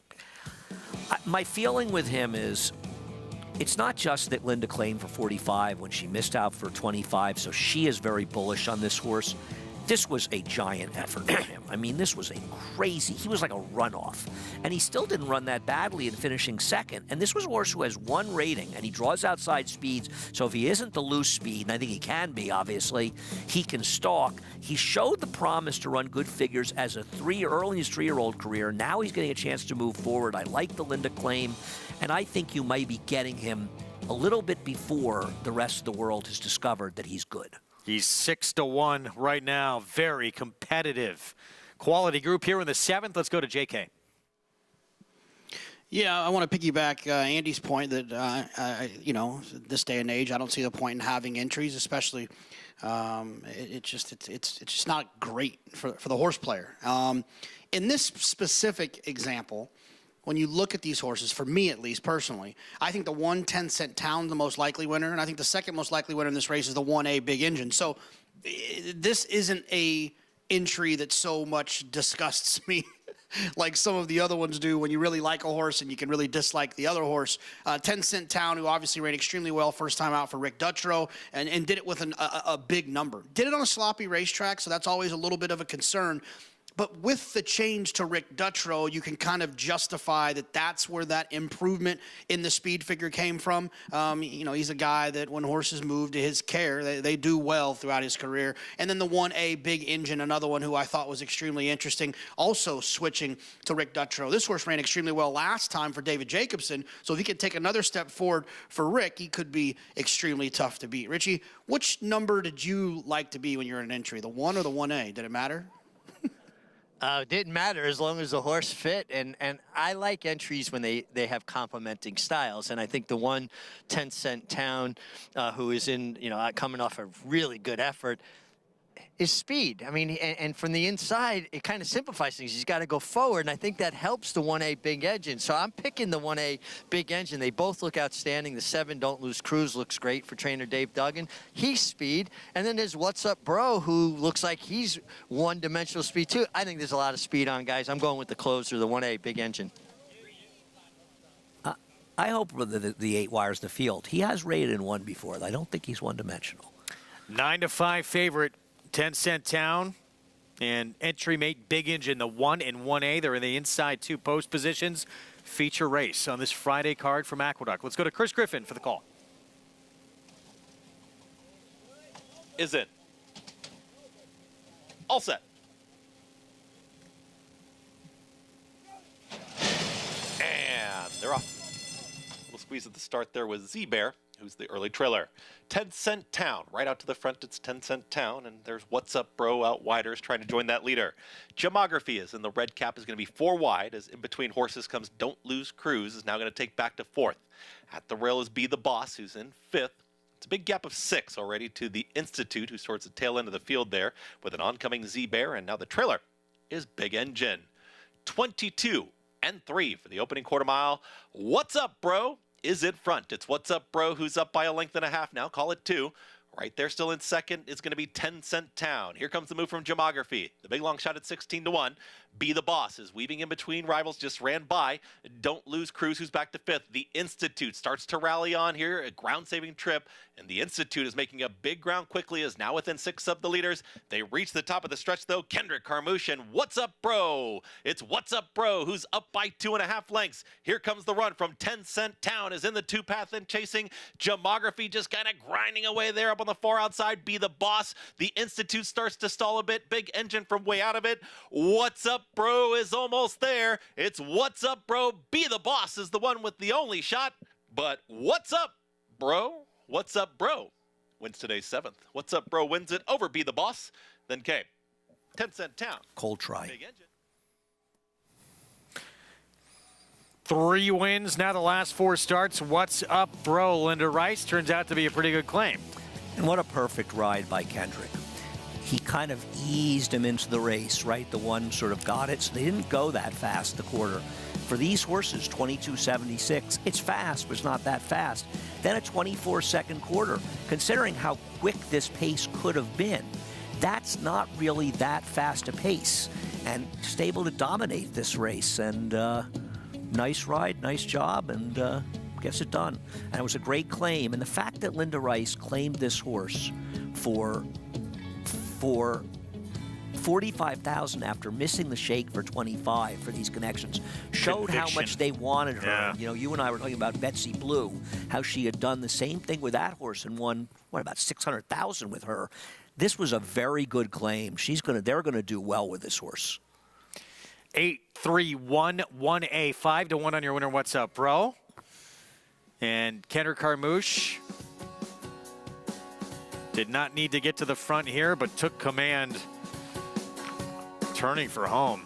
And the victory in this featured 7th race. Prices when we come back as we continue on our Fox Sports 2 coverage of America's Day at the Races. The sun shines bright on Caraconte. His first crops of racing age are showing brilliance on the racetrack with a high percentage of stakes winners. His versatility is evidenced by winners on all surfaces across the globe. Smandarella could not have been more impressive. The sun shines bright on this value sire. Fair down 25, fair down 25, fair down. Thank you. Right here, 525,000. Caraconte, standing at Gainesway. Game Winner first got started and ran a very, very impressive maiden race to Del Mar. Came back in the Del Mar Futurity and again won very impressively at 7 furlongs. And then just continued that unbelievable 2-year-old year. Went on to win the American Pharoah Stakes at Santa Anita and then the Breeders' Cup Juvenile. And then was obviously crowned 2-year-old champion. Got the precocity to do that, plus the stamina and everything that his whole family indicates.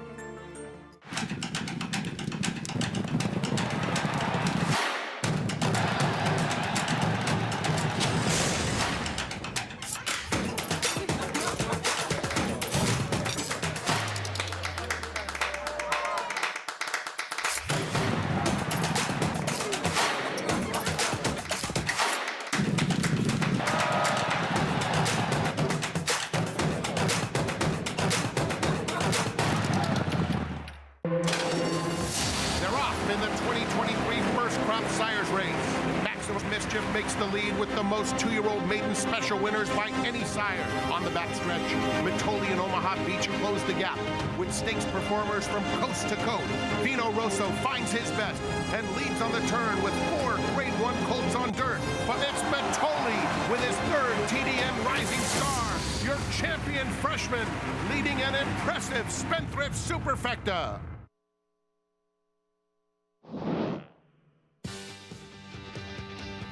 Back with you on America's Day of the Races on our FS2 coverage. I want to remind everyone about the New York Bred Advantage, 19% increase in New York Bred maiden purses in 2026. So it pays to have a New York Bred. Never been a better time to have a New York Bred foal. For information on how to qualify your foal, visit NYRA.com/NYBreds. Kendrick Carmouche on What's Up, Bro? Horseman tried to go gate to wire last time out. He's fired up, waving to the crowd. Weakened in the stretch. This time there's plenty left in the stretch. Yeah, but it was a very different trip than last time, you know. He was able to get away with a relatively honest pace in here as opposed to last time where he was basically a runoff. And he ran off for Dylan last time. And I'm not knocking Dylan in any way. And sort of you have the benefit of hindsight. In this race, he was able to relax up front. And I'll tell you something, the fact that he has shown the ability to sit off horse and be effective, I think this is going to turn out to be an excellent claim for the Alpha Phi Delta Racing. I think it's going to be a really good claim. This is $74,000, so they picked up $40,000, so they're almost even for the claim right away. And this is a New York bred, and I really think this is going to turn out to be a very good claim. They never got close to him, Greg. No. I mean, where did he win by 3.5 lengths? And this wasn't a bad field.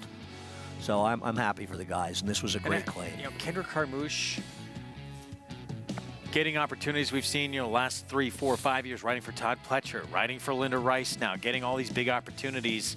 He's a fixture here.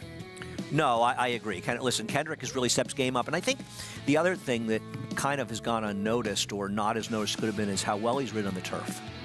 I thought he's, you know, one of the things, you know, coming to New York, yeah, they have a turf course at Parks. They don't use it that much. I'm not saying he was a bad turf rider, but I think he's really gotten to be a better turf rider. And let's face it, if you're going to win in New York when it's not winter, you better be good on the turf because we run a lot of turf races. Pick 6 carryover into today, and let's take a look how it's played out so far. What's wrong? The total pool was not $58,900. That's incorrect. I don't know what they bet today. Yeah. I can look on my phone, but that's wrong. The 5 in the finale is the only horse that would result in a double carryover.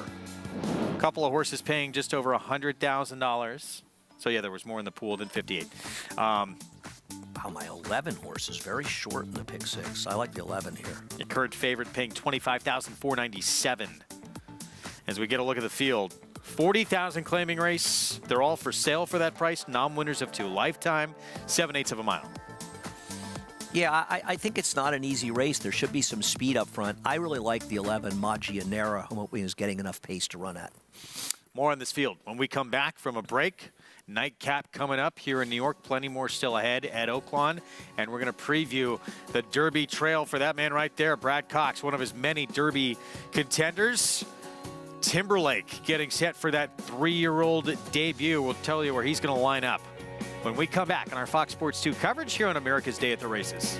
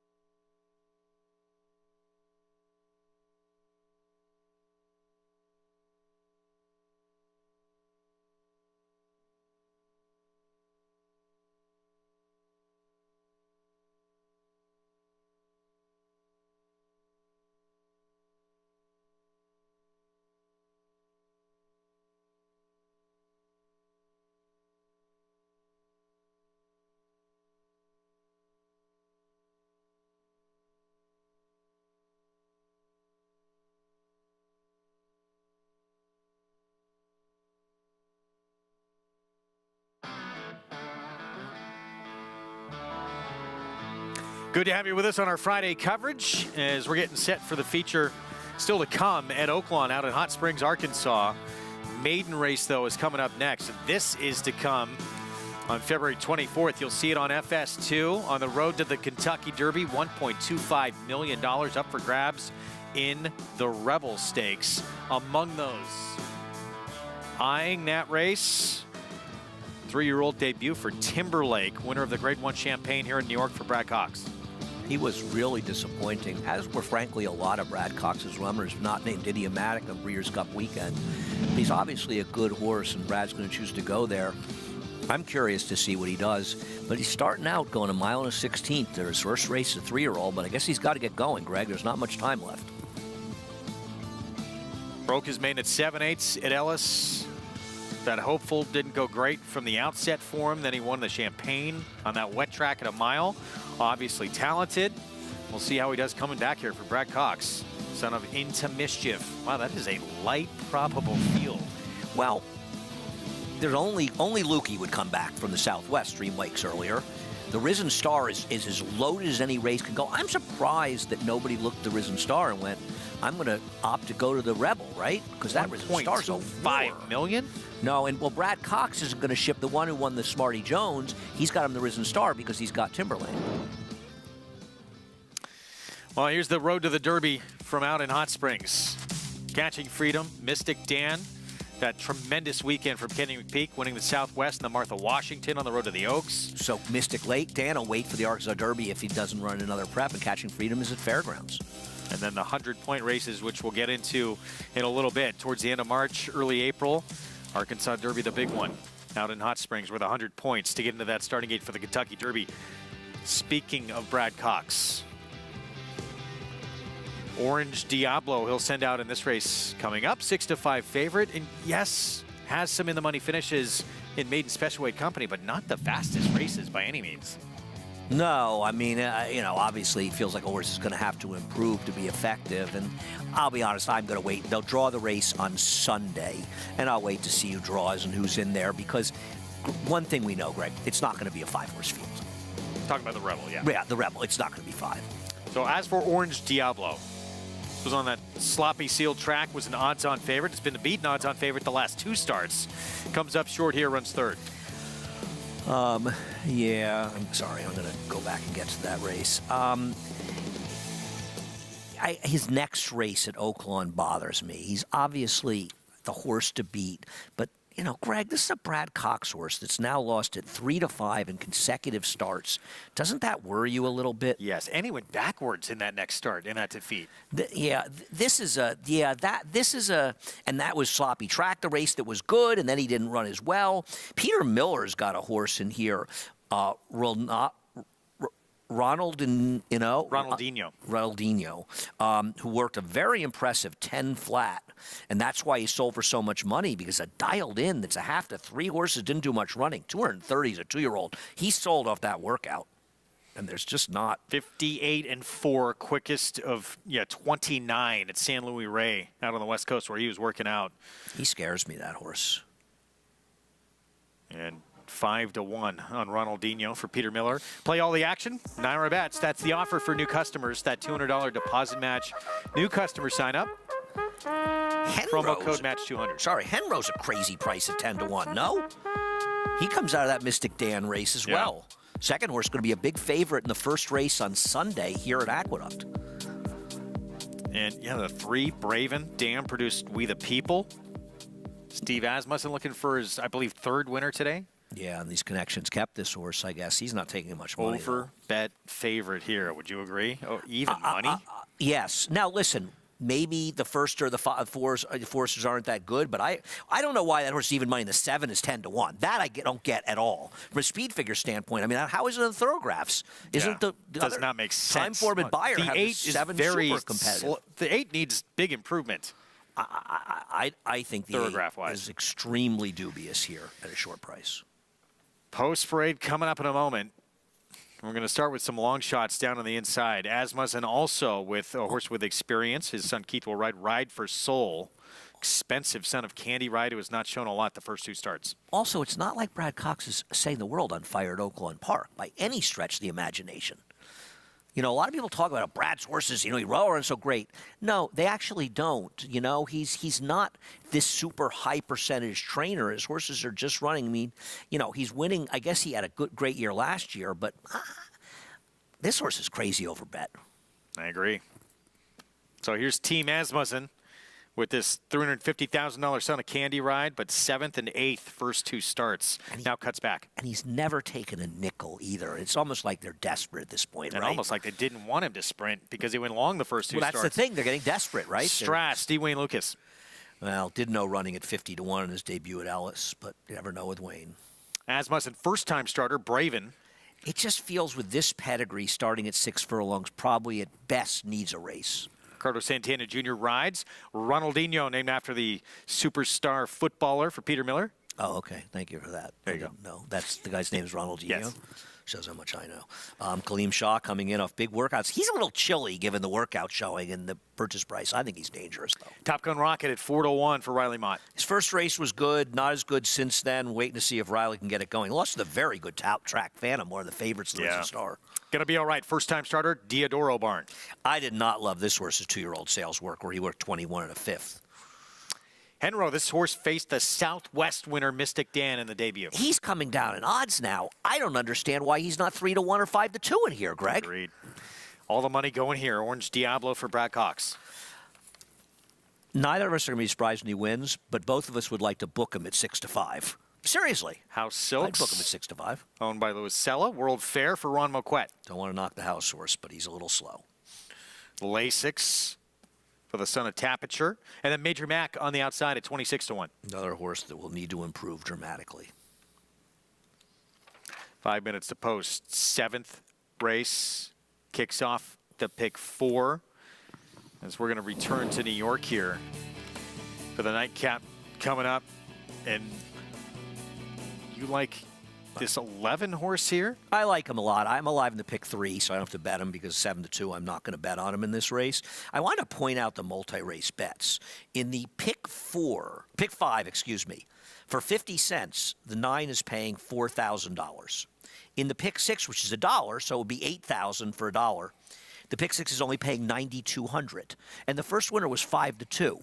So there's an aberrational amount of money on the 11, who was the second choice in the pick 6, and similar to the 3, who's going to be the real favorite, I think, by post time. Thing about Imagineers, there should be a lot of pace in here. Any of the 3 inside horses have speed. And you look at him, he's getting a rider switch from the Apprentice to Manny Franco. Second off a layoff, caught the mud, was very close to the rail, which was a little sketchy last time out. You go to his form before the layoff, and he's done nothing but run figures that make him competitive here. He gets Manny Franco, and I think he makes an awful lot of sense in a race with a lot of speed in here. I like the 11, Maggianera. All right, Brad Cox, though, very quick. Best bet coming off, second off a long time away.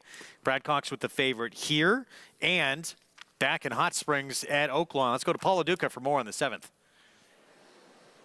Yeah, and the favorite is the 8 in here, Orange Diablo, like you guys were mentioning. The confusing part about Orange Diablo is when he won at Churchill Downs, I was actually there that day, and he could have won by about 6 or 7. And Florent Giroux, like, kind of lost his stick a little bit, and he did bump the foe and got taken down. And ever since then, he came back at 74 cents on the dollar because a lot of people thought, okay, he's just going to come back and win. He was really, really wide, and then his last race was disappointing at 60 cents on the dollar. You're wondering if he's starting to go backwards, or maybe that field that he beat first time out and got disqualified was not much. Now, the 7 in here, Henro, I don't know why this horse is 8-1. Nice little race first time out. You get Joey Bellemare, you get 15 pounds, and the horse lost to Mystic Dan first time out. So, and didn't get the best beginnings and had to come from way out of it. So I thought the 7 was the player in here. You know, I asked actually 2 races ago when Diodoro had the 11, I said, hey, why are you not getting bet here? He goes, I don't know. And then I asked him about, hey, what about your horse a little bit later on? He said, listen, the 6 needs a race. Been showing some bullet drills at Louisiana Down, but he thought the horse needed some races. So I also think the 5 is a player in here for Riley Mott. Riley, all of our prayers, obviously, with his daughter, Margot, who went under that surgery, but she's doing better and better. So, I mean, Riley, our prayers go out to him as well. I mean, running 2 different strings and what's going on with his family has been unbelievable. And then Ronaldinho, the 4, obviously named after the soccer player in Brazil. And I think this horse has got a big pedigree here. You got Kaleem Shaw with Peter Miller. This horse got bullet drills at San Luis Rey. And for you don't know Ronaldinho, he's got 3 FIFA World Players of the Year. And by the way, Greg, he's the only player ever to win a World Cup, a Copa America, a Confederations Cup, a Champions League, a Copa Libertadores, and a Ballon d'Or, which is the best player in the world. Ronaldinho is a Brazilian legend.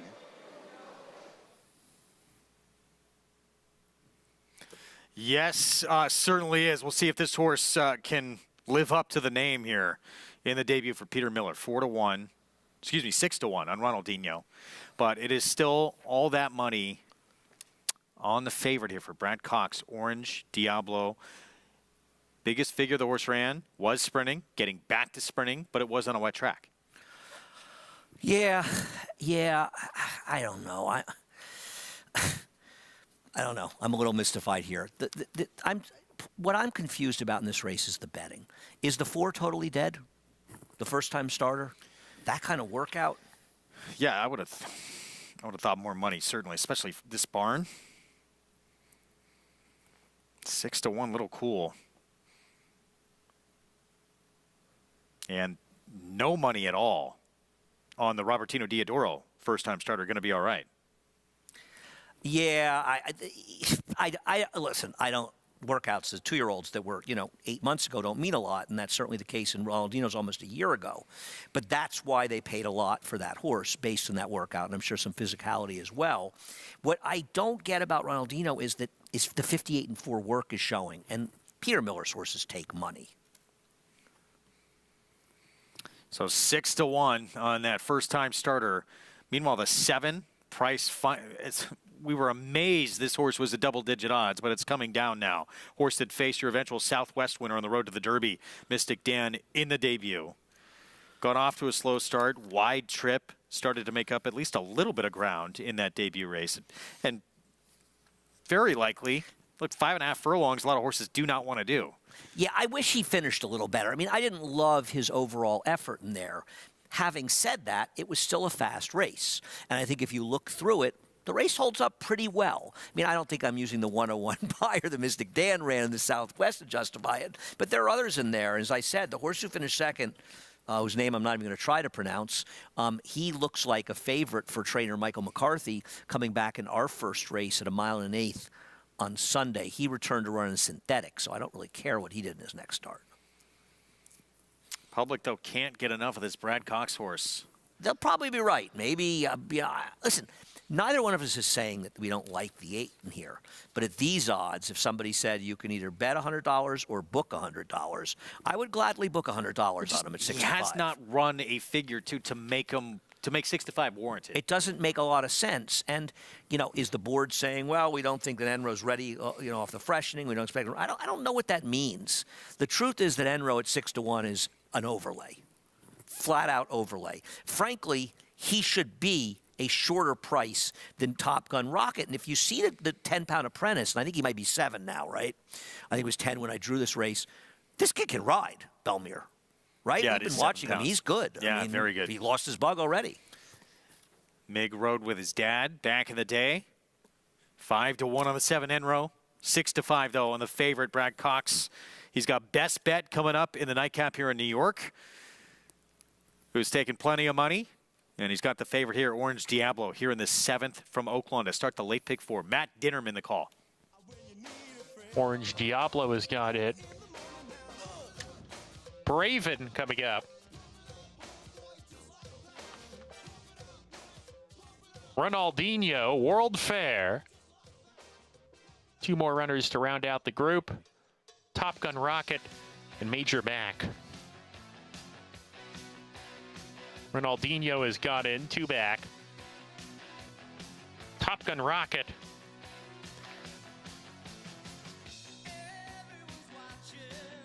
Major back to the outside.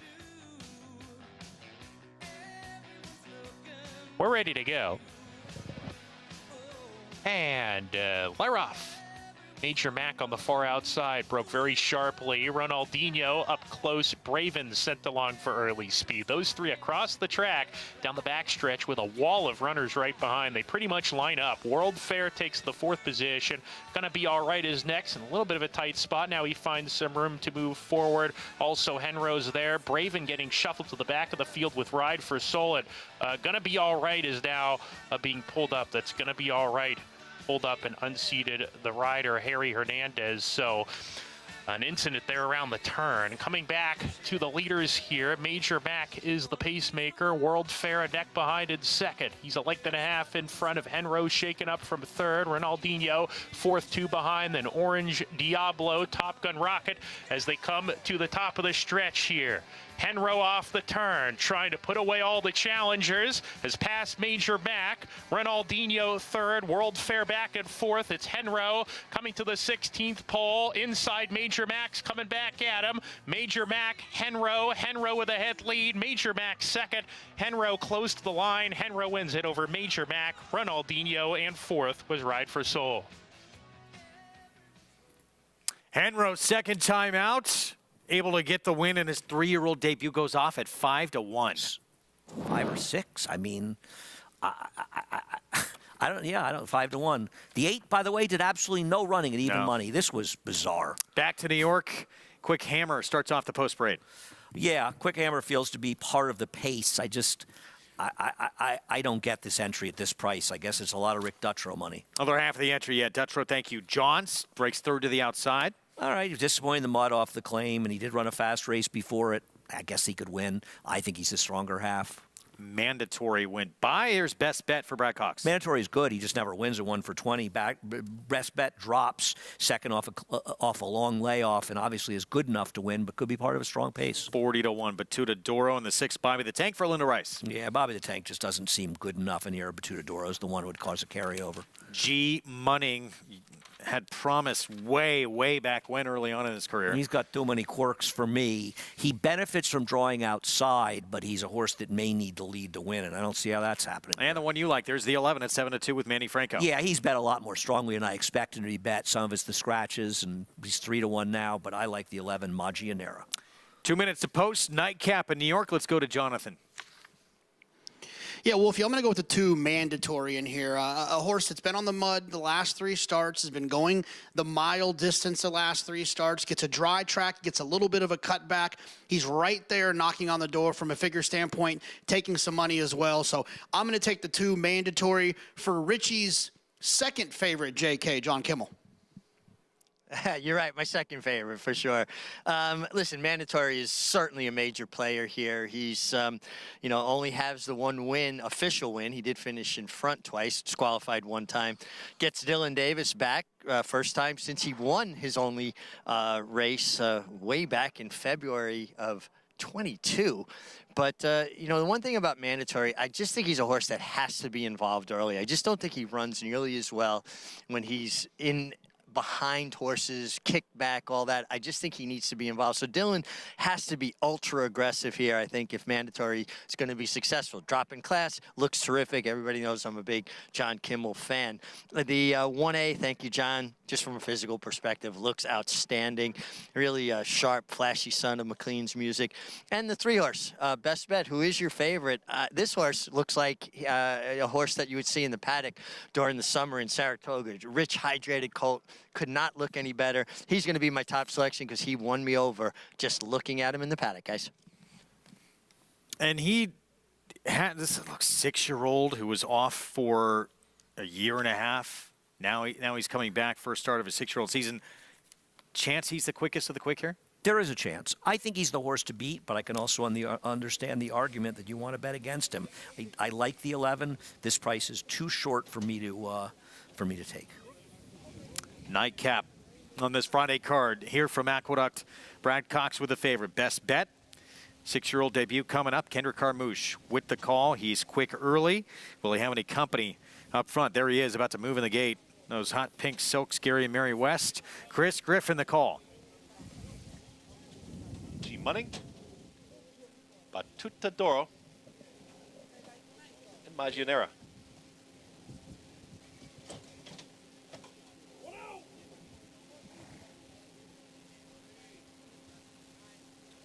Goes in. All set.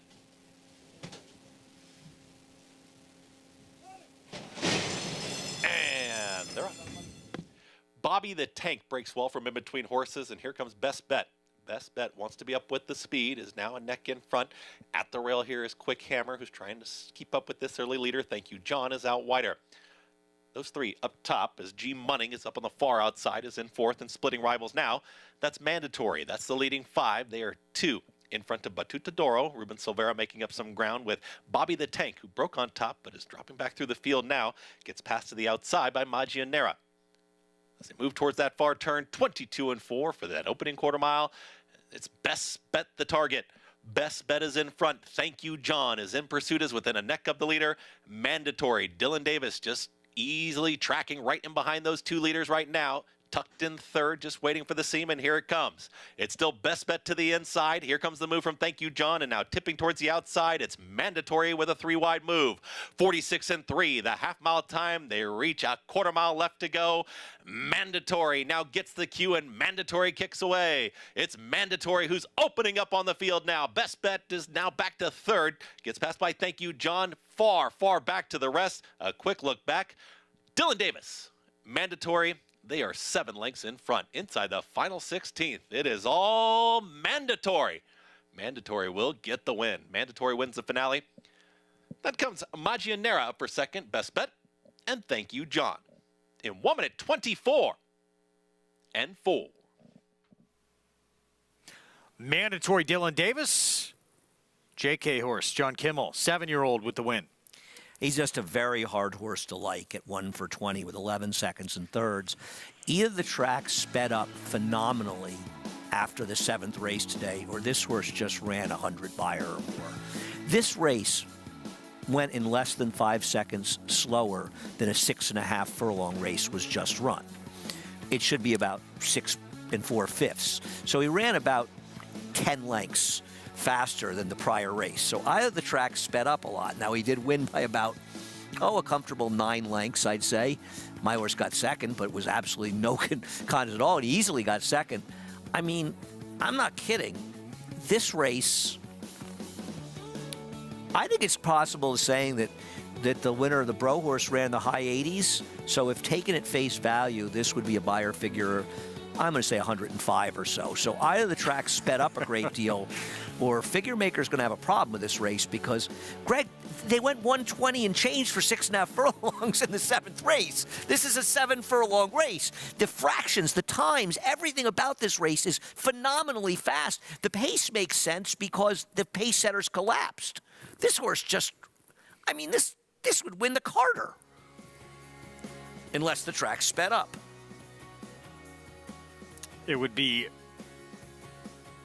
near a White Abario-like figure towards the end of last year. Yeah, no, this was a Breeders' Cup Mandatory kind of 7-2. John Kimmel, Dylan Davis, 2 for 21 now. 2, 11, 3, 1A. These prices for you when we come back. More coming up, including the feature from Oaklawn and the road to the Derby. Heading through Sunland Park. Have a preview of that Grade 3 worth $400,000 when we return on our FS2 coverage.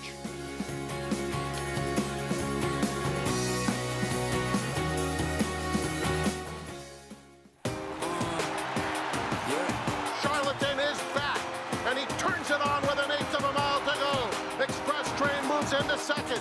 Nashville dropping out of it, and then Collusion Illusion. What a spectacular return for Charlatan, who will romp in the Run Happy Malibu Stakes by 4.5 emphatic lengths. Charlatan, ultra impressive. It's a new day for a new king.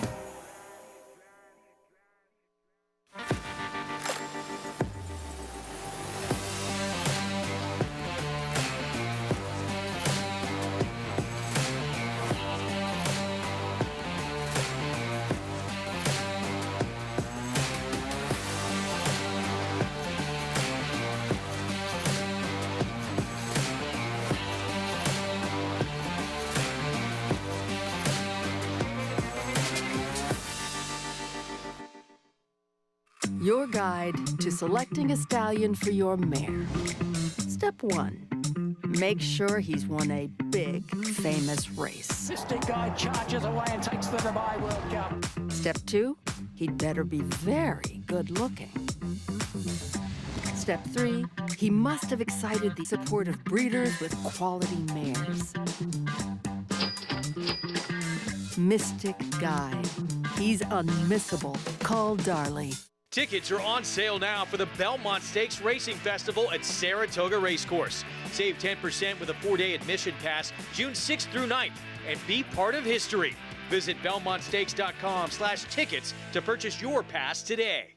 RaceLens is the most in-depth product in horse racing with unique features found nowhere else. True odds, predictive analysis, and pace projection. RaceLens. It will change the way you follow horse racing and take your game to the next level.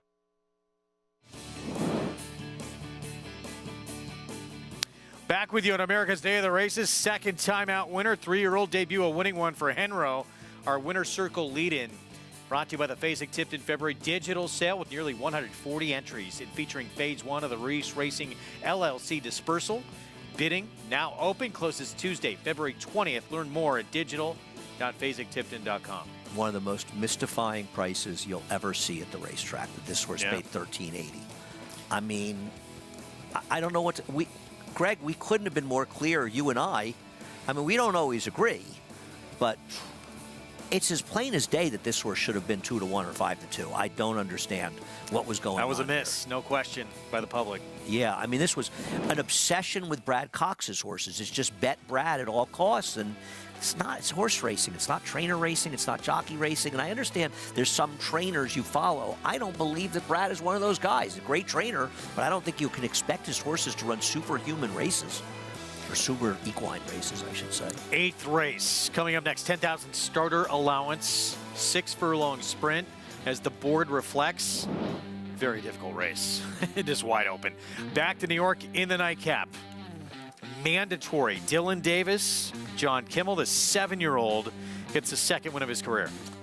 I don't know what to say. And this horse winning by, 8 to 10 lengths really raises the possibility that he did, in fact, run a Beyer figure in the triple digits. I actually just texted Andy Beyer and said, you're going to have a horse running a giant figure in the last race today if you play it straight. And I don't know how you're supposed to, could you really believe the track changed that much? And he didn't win by 1.5 lengths. And, you know, I like Maginera. The public loved him. They did expect him to run well. And I don't think it's inconceivable that Maginera ran a figure in the high 80s. And this horse, in the mid to high 80s just ran, a crazy number. Where did it come from? Did it almost effortlessly. It was a joke, right? Wow. Mandatory, what a performance to close out this card here in New York. Pick 6, $101,989. Yeah. Oh, this was a one winning ticket on this? Sorry, what are we looking at? The follow along. For I can't do the math. I did the math on the figure. All right. I just can't get over the race that horse just ran. It was incredible. It was incredible. It's the fastest race that we have seen in New York since the Cigar Mile, and I'm not joking. From a relative time. We will find out tomorrow what that figure comes back. Tweet it if it's up. Incredible performance. That's it for Andy. We'll see you tomorrow. Look forward to it. All right, I'm going to be joined by Mig on the desk after a short timeout. More coming up, including the feature from Oaklawn when we return on our FS2 coverage. Stick around. We'll be back.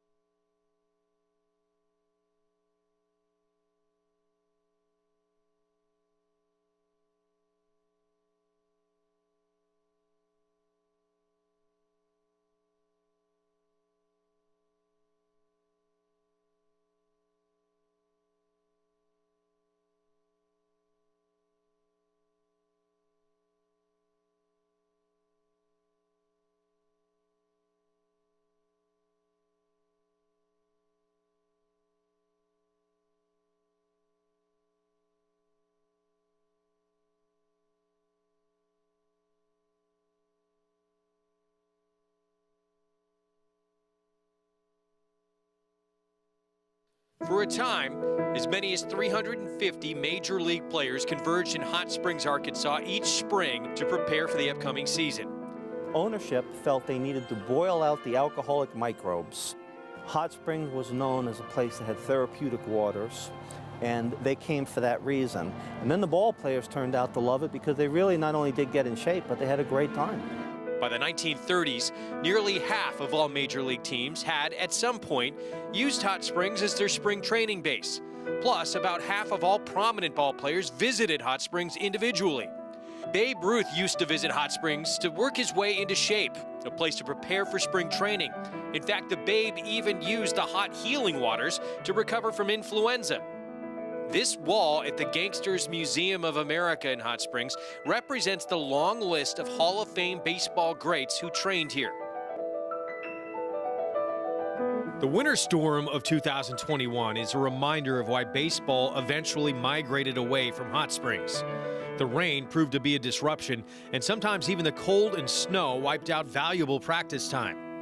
Although by the 1930s most teams moved to Florida and Arizona, Hot Springs would continue to be a destination for players to work out before joining their major league squads for decades to come.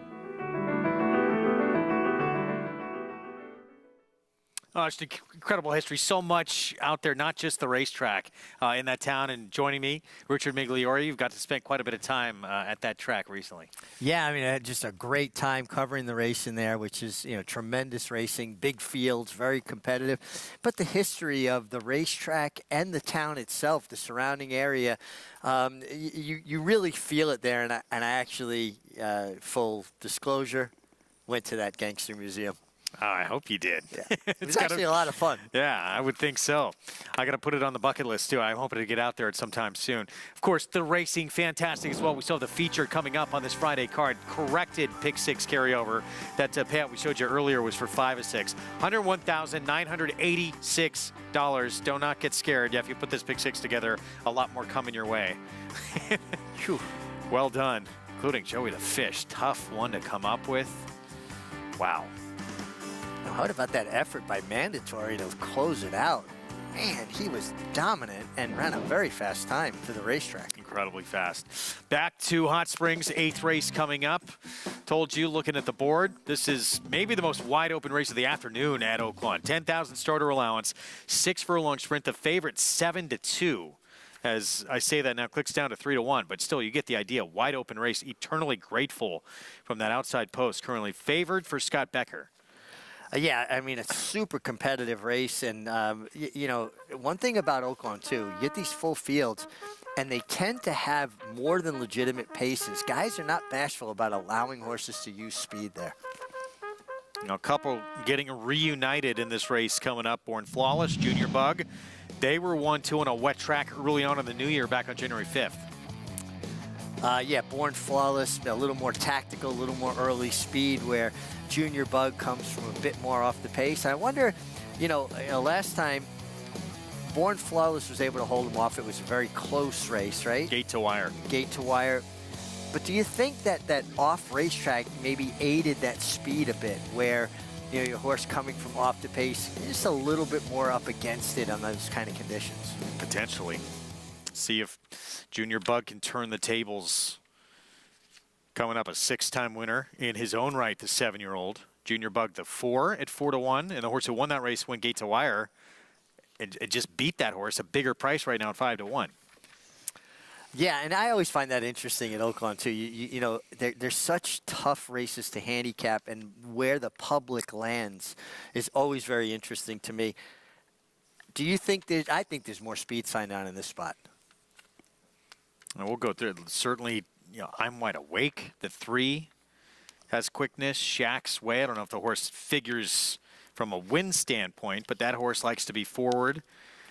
Shackleford Strong. The 8, another one is quick. Burn It, yeah. I mean, the 9 horse as well. Here's the 1, Chapel Barn. Turning back in distance from 1 1/8 to 6 furlongs be difficult. One of the best claiming barns in the game. Robertino Diodoro first off the claim with the 2. First off the claim, 4-time winner from 21 starts, and Robertino Diodoro needs no introduction there. Gate to wire win for this horse last start. I'm Wide Awake. Yeah, got to control things with a pretty moderate tempo. Can he do the same here? Here's Junior Bug, another chance at Born Flawless. Yeah, closer that maybe he's going to get a little more aided with a pace scenario here. Shack's Way, 25-1. I think add speed to the affair here, and you get John Court, Ponce de Leon. 62 years old, right? 62 years young. Born Flawless at 5-1. Gate to wire last time, but also is versatile. Can sit just off it if necessary, but I don't think controls today. Another one with pace, the 8, Shackelford Strong. Yeah, adds pace to the affair, certainly. And Jimmy DeVito, been training horses for as long as I can remember. 9 horse, 2 starts back, basically went gate to wire. I thought he was interesting. It's a hard-knocking, consistent sort that is also versatile, can be forward. Blowtorch, trained by Cody Rosen. Yeah, listen, he's a horse that's honest. 5 for 17 lifetime. A little bit of a tough spot, though. Second back, might have needed that first race back. He was in that Born Flawless race. He was 4th. And then Eternally Grateful, still your favorite at 7-2. Well, I like Burnin' Hunk of Love, so I've got to like Eternal Grateful because they've been in very close proximity to each other in the past. December 15th, they met. Burnin' Hunk of Love won the race. Eternally Grateful, not far behind, second beat a neck. Yeah, but also that day, Eternal Grateful did get off a step slow, so it did put him at a little bit of a disadvantage. But maybe he's just a touch more versatile than Burnin' Hunk of Love, who I think is more of a confirmed closing type. I don't think a lot separates these two. As this race shows. Evidence of this, yeah. Yeah, hard to separate and coming back. Wow, huge separation on the odds. Eternally Grateful, who was second in that race. 5-2 favorite at night now. The horse who won that race, the 9, 9-2. Let's go to Paul Duca for more. Yeah, this is a difficult race because you can group these horses into, I guess, speed groups and then closing groups. You have the 3 in here that is very, very fast. You mentioned Shack's Way, who does have a lot of speed. Born Flawless, the 7, is another horse that does possess speed. Shackelford Strong, you can go on and on. So where do you go from there? Now, who's the best closer? Is it Eternally Grateful on the outside? Is it Junior Bug saving some ground? The Robertina Diodoro runner, the 2, who has shown closing kick on the West Coast, is taking a little bit of money. It's just a hard race to dissect. It's, Eternally Grateful looks amazing on the racetrack. What a heady claim here by Scott Becker for 16,000. And this horse keeps improving and improving. And, the sloppy racetrack effort last time was tremendous. The time before that, Burnin' Hunk of Love actually snuck to the front end. Isaac Castillo with a heady ride. I'm with Mig. Burnin' Hunk of Love is a horse that can come from a little bit off the pace and can rate. But that day, Isaac Castillo took it to him early and went 21-45. So Burnin' Hunk of Love, the 9, is a horse that can be a little bit more versatile. I think he can come from off the pace. The 7 Born Flawless, it's one of those horses, like, how do you keep leaving this horse off your ticket? He just keeps getting dismissed, right? He's won 4 of his last 5 at 6-1, at 5-1, at 6-1. And he just dug in last time. And he's the one horse, to me, that can maybe survive somewhat of a pace duel in here if they go crazy up front, because he's just got that much grit. With all that said, the 3 on your screen, I'm Wide Awake, is very fast. So, if one of these horses clears, and I use 3-4 in here just because and 7, just because, you always think there's going to be a speed duel, and usually there is. But if one breaks a little bit slow and one gets a jump on somebody, it could be an advantage. But I think there will be some pace to run into, and I like the 4. I like Junior Bug. I just think that this horse, 0 for 7, I get it the last 2 years, but I think we'll be able to save a little bit more ground compared to maybe Eternally Grateful or some of the other closers, and Francisco Arrieta will be aboard. So I'll go with the 4 horse here at 5-2. I didn't think I'd get this short of a price. I thought I was going to get 9-2 or so.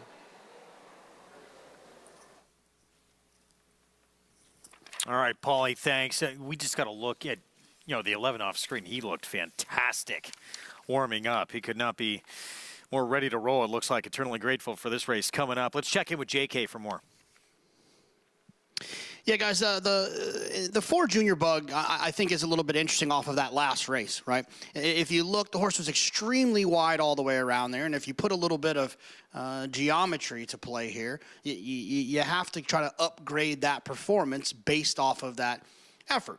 not only was the horse wide all the way around there, the horse completely missed the break. So you're not only are you spotting your opponents some ground in terms of the way that you started the race, you're also spotting them in terms of losing ground. Now, the problem is with the breaking slow is it seems to be a habit. You look 2 back, broke slow. You look 4 or 5 back, broke slow. Always breaking slow. So I think that while it looks like an attractive idea, considering the fact that this horse kind of keeps getting bad trips, kind of projects to get another bad trip. The 7 Born Flawless is one who I think will be at least in front of this horse early, and you're getting a much better value on the 7 Born Flawless. So I'll go with the 7 Born Flawless. I mean, unless Junior Bug has figured out how to break away from the gate, but based on the history there, it doesn't seem like it's very likely. All right, JK, thanks. Born Flawless, 6-1. Joe Sharp, Ricardo Santana Jr. See if he can try and go gate to wire again. It was a wet track that he was able to hold off the closers on last time. He'll get fast going today. I will say this, and it is watching them on television. Obviously, we're not there live. Watching the warm-ups, though, 2 horses stood out in the warm-ups, in the 7 Born Flawless and the 11 Eternally Grateful. They made the greatest impression. I loved the extension of their strides, the energy level they were exuding. On the flip side of that, a horse that was really what I term rammy in the post-parade was the 3 I'm Wide Awake, who usually is speed. And at one point, he almost bowled over his pony, kind of ramming into him. And when horses act like that, they tend to show very high speed. So I would expect all his speed to be intact and certainly keep this pace more than honest. I do think they're going to go quickly here. So, yeah, we'll see. Born Flawless, if he has company up front, with all the speed lined up, it certainly looks like he's not going to have the kind of opportunity he did last time. No, last time was very mild pace, particularly for Oaklawn Park. He's capable of going faster if necessary, but usually, think about it like a gas tank, right? The faster you go, the more gas you're using, and that's how it is with a horse. So that gas gauge goes down a lot quicker when you have to go 22 or sub 22 as opposed to 23 and change, which he was able to do, or 22 and change, 47 and 4, which he was able to do last time.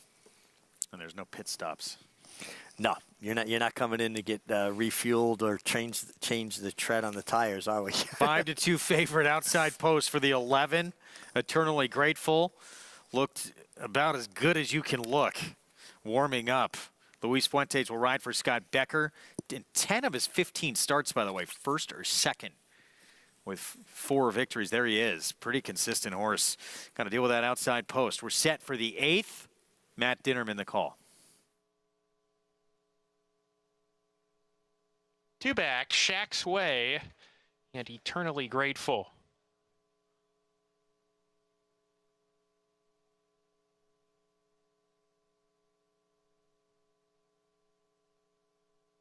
Eternally Grateful to the outside. We're ready to go. And Laruff. Pretty good start. Shackelford Strong, Burnin' Hunk of Love. I'm Wide Awake passing that duo to take the lead. I'm Wide Awake's in front by a length and a quarter. Born Flawless strides in the second spot. Burnin' Hunk of Love, Shackelford Strong, Big Sweet, and Chapel Barn. That quartet 2 lengths off I'm Wide Awake, who leads the charge down the backstretch. A gap of 2 to another group. Junior Bug, Blowtorch, and Eternally Grateful, who's 3 deep. Shaq's Way, the clear trailer into the far turn. I'm Wide Awake is the leader 3/4 of a length. Born Flawless right behind, chasing in second. Shackelford Strong third. Chapel Barn losing position. Big Sweet has come under a hard ride, so is Burnin' Hunk of Love. Blowtorch, Eternally Grateful, trying to pass runners alongside of Junior Bug, who's in that mix coming off the turn. Shaq's Way has to pass them all in a quarter mile. Back to the lead. I'm Wide Awake off the turn. Shackelford Strong making a big move to the front in the 3 path. He takes command. I'm Wide Awake second. Born Flawless had to tap on the brakes off of heels in tight. Junior Bug is coming on now. Here's Junior Bug and even Eternally Grateful on the far outside. Shackelford Strong still in front. Eternally Grateful lunging late. Here's the line. Shackelford Strong held on. Shackelford Strong over Eternally Grateful. Third home, Junior Bug. Fourth, either Shaq's Way or I'm Wide Awake, the early leader. On the 4 and the 11, both going good late, but unable to get to Shackelford Strong. 7-1 for the Jimmy DeVito barn. Yeah, listen, this horse sat the trip, just off the pace, made that big run. And this is an apprentice I've been impressed with, Carlos Barbosa. You could see that this young man sees a race. Him and Joey Bellamy are 2 apprentice riders, 7-pound apprentices, that just seem like they're a little bit ahead of the learning curve, if you will. He got first run, he finished well, and he was able to hold off the late surge of the 11, Eternally Grateful, and a nice run from Paul's top selection, the 4, Junior Bug, who looked like he had every shot turning for home, maybe flattened out a touch, but that's where the 7 pounds comes in handy, huh? You get a 7-pound break in weights, get in with 112 with Carlos Barbosa aboard, an apprentice who I think is riding extremely well. Wins by about a head in the end. Wide trip early, too, for Eternally Grateful. Made that job a little bit tougher from that outside post. Take nothing away, though, from your winner. 9th win for that 6-year-old at 23 starts. We're going to take a timeout. When we come back, we'll talk Ruthless on Saturday here in New York. Brad Cox with a debut winning filly, trying Stakes Company. And then Helena's Forte will 3rd time be the charm in Stakes Company.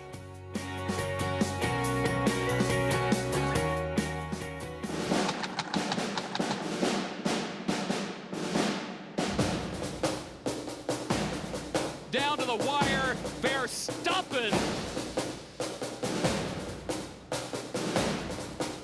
Here's the finish. Ancient roll. War Bomber's won the King Edward. Steel Team has won the Twilight Derby. Warfront, standing at Claiborne Farm.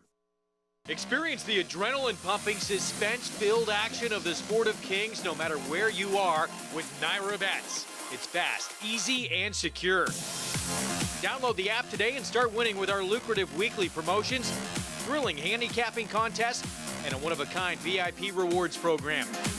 Don't just watch horse racing, be a part of the action with Naira Bets.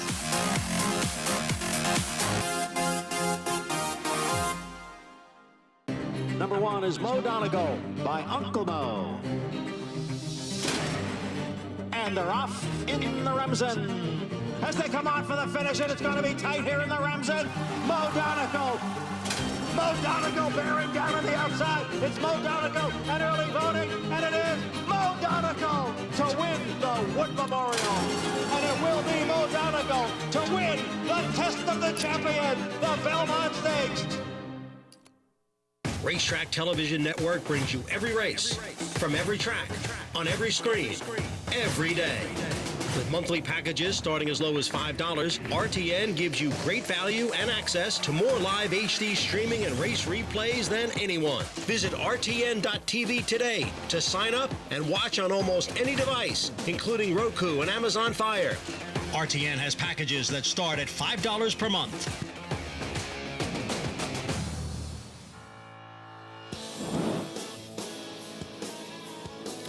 Back with you on America's Day of the Races on FS2. Program brought to you in part by Hillendale at Alapa.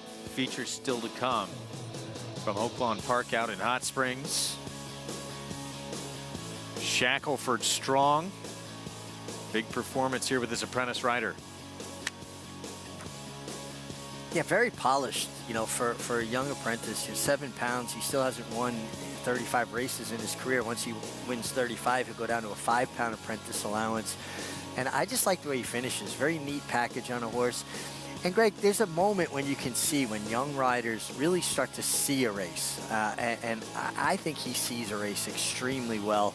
It's just when you become so aware of everything around you, the way horses are traveling around you, in front of you. And Shackelford Strong got the first run and was able to hold off Eternally Grateful at 1660. Yeah, 7-1 on your winner, who again wins for the 9th time, 23 starts, first time hitting the board ever at Oaklawn, and career start number 4. Up next, feature race on the Friday card here at Oaklawn. 1 1/8 allowance race for non-winners of 2 lifetime. Southern Sunset, that price is going to come way down. Major player here. And then King Russell, we talked about earlier, a horse who was in last year's Kentucky Derby after a shocking runner-up finish in the Arkansas Derby at 58-1 for Ron Moquette. Yeah, listen, this is a horse that has also shown a affinity for the Oaklawn Park Strip with 5 starts, 1 win, 4 seconds, and Ron Marquette, an easy guy to root for. He is Mr. Oaklawn Park as far as I'm concerned. Figuratively and literally, he lives on the racetrack too. He's got the best view of the track on that backstretch. We're going to talk stakes action Saturday that you'll see here on the program in the Ruthless for 3-year-old fillies, 7/8 of a mile. And this is a look at the 7 3-year-old fillies that will line up in the group. Galia Princess, first time out for Brad Cox. Not a ton of attention on her, actually. Debuted at Fairgrounds. She went off at 6-1 and got up to win by a head. Yeah, but you had to like what you saw here because she was able to sit the pocket. You know, not always the most comfortable position for a young horse. She gets the seam, she splits horses. She was very resolute, but she was also very professional on debut. And the way she finished going 6, you'd have to think this is a nice progression now to the 7 furlongs of the Ruthless. So I think it's, you know, certainly she's a major player. That professionalism should bode well for her too, particularly breaking from that inside post position. Manny Franco will be aboard, daughter of the Triple Crown champ American Pharoah. She's got the inside post to deal with. Meanwhile, a couple others with more experience, including the battle-tested Helena's Forte for Phil Bauer and Rigney Racing. Well, I think that's the perfect word for Helena's Forte. Battle-tested. You know, she broke her maiden quite comfortably, and then she went right into Stakes Company, and she's been in battles. I mean, she knows what it's like to have to fight for it. And I think that's going to bode well, particularly going the 7 furlongs here, to have that kind of foundation and being battle-tested the way she is. She's faced accomplished rivals, and you know, this looks like she's landed in a good spot. She's facing some talented runners, but maybe not with her foundation or experience. Stakes place at Churchill at Fairgrounds, but yet to get a stakes win. We'll see if third time's the charm coming up. Meanwhile, maybe the speed of the field. Linda Rice with Reconcile. We'll have Jose Lezcano aboard, who won the debut and then was second in a stake on a muddy seal track at Laurel. Yeah, and she's, you know, flashed that speed in both starts, and she stepped up in the Stakes Company here, and it was a step forward from a speed figure standpoint. She's handled off racetrack, she's handled a fast racetrack. A little bit green there when she turned for home, switching to her right lead. Kind of, to me, almost got a little bit off balance, wanted to take a step in and almost get over on top of your eventual winner, Ronan Goddess, I should say. But other than that, she's done everything right. I wasn't crazy about how awkward she was changing leads there, turning for home, though. She is fast early, wants the front, and we'll see if she can try and wire this field now. Ruthless on our Saturday coverage. We'll have that race for you. 3-year-old fillies also in action in Stakes Company. Out in Hot Springs on Saturday in the Dixie Belle. And in that race, Extreme Diva for McLean Robertson brings in a pretty good record to this race. 3 for 5, young in her now 3-year-old career, and she's coming in off a win at Oaklawn as well in a career best performance. And she's very well posted because she's a filly that has some natural speed, but the outside post allows her to get into the race the right way. She's not under the gun or under any kind of pressure. And she is a filly that, you know, looks to me like she's got a little bit of that kind of wide, a little bit of swinging action to her. And I think outside horses, you know, outside post positions always aid horses like this because it gives them a lot of freedom to kind of find their stride, because she does have that, I guess, kind of a wide swinging action to her. Minnesota bred that won the first 2 starts of her career against State Bred Company, but showed obviously she could beat even Open Company, winning in Hot Springs last time out. She's going to attract plenty of attention in that race. So 3-year-old fillies sprinting in a couple of stakes on our Saturday coverage. We'll have that for you this weekend coming up. And we'll have the story of man who's going to be in that Dixie Belle on Blue Squall, Emmanuel Esquivel. What a ride it has been for him, and a productive move to Hot Springs as well. His story when we return here on our FS2 coverage of America's Day at the Races.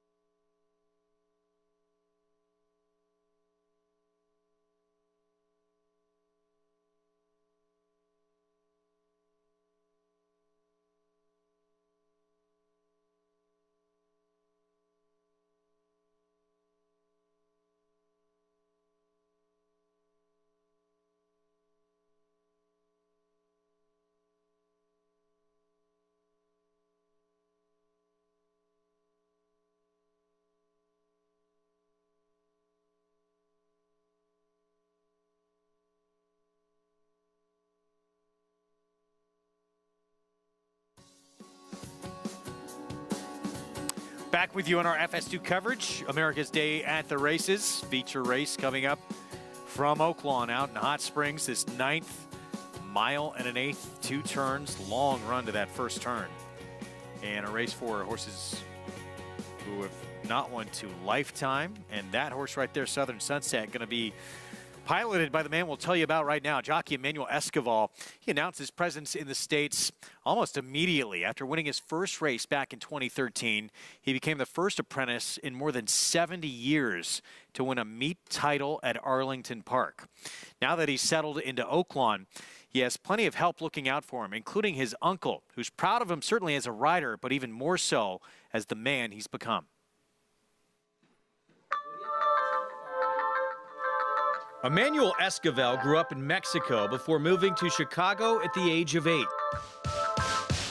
He was fortunate to be surrounded by a large family involved in horse racing. I got a lot of family. I got family all over the place. Funny, I went to walk around with my agent, and everyone we went through, I had a family member working, you know. And he was just laughing, making fun of me that I know more family members than actually trainers there, you know. That includes Uncle Cipriano Contreras, who trains horses at Oaklawn.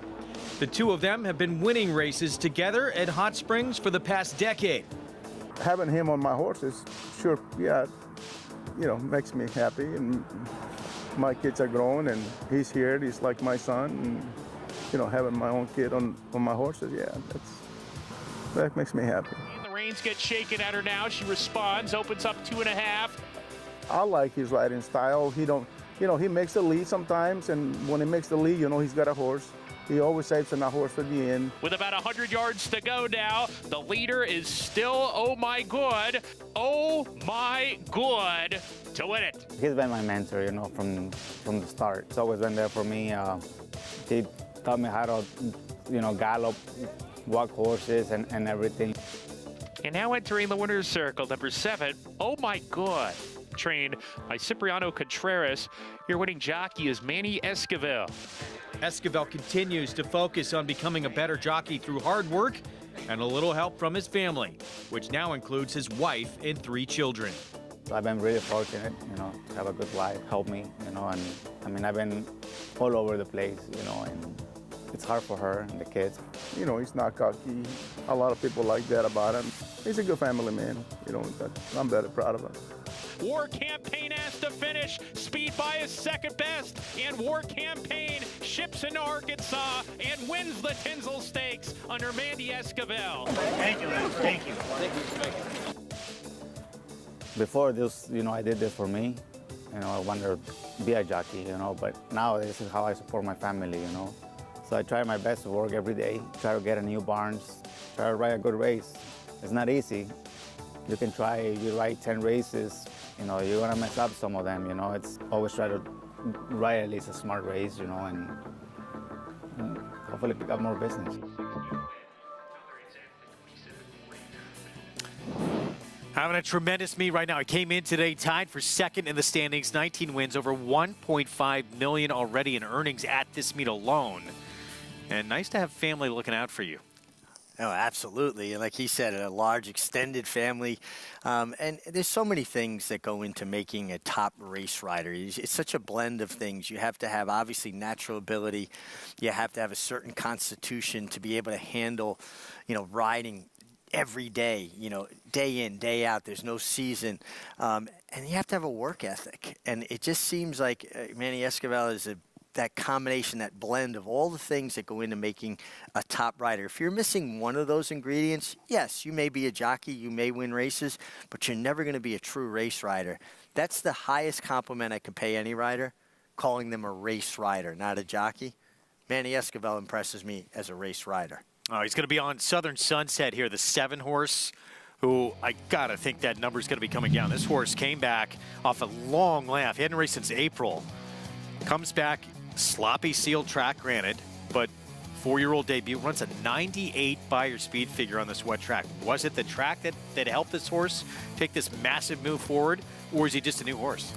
I mean, that's the question. I think we'll learn a lot more today. You could pick up halfway through this race, the way he was traveling in behind horses, that once he found room, it was going to be all over but the shouting, and that's exactly how he won. Now, can he replicate that on a fast track? I think he's always hinted at ability. The last effort was a whole nother league as far as ability goes. 11 minutes to post in this feature race on the Friday card from Hot Springs. Speaking of Kenny McPeek, the trainer of Southern Sunset, Mystic Dan, pretty impressive. McPeek closing in on a big milestone win. It's going to happen potentially any win now. We'll have that story next.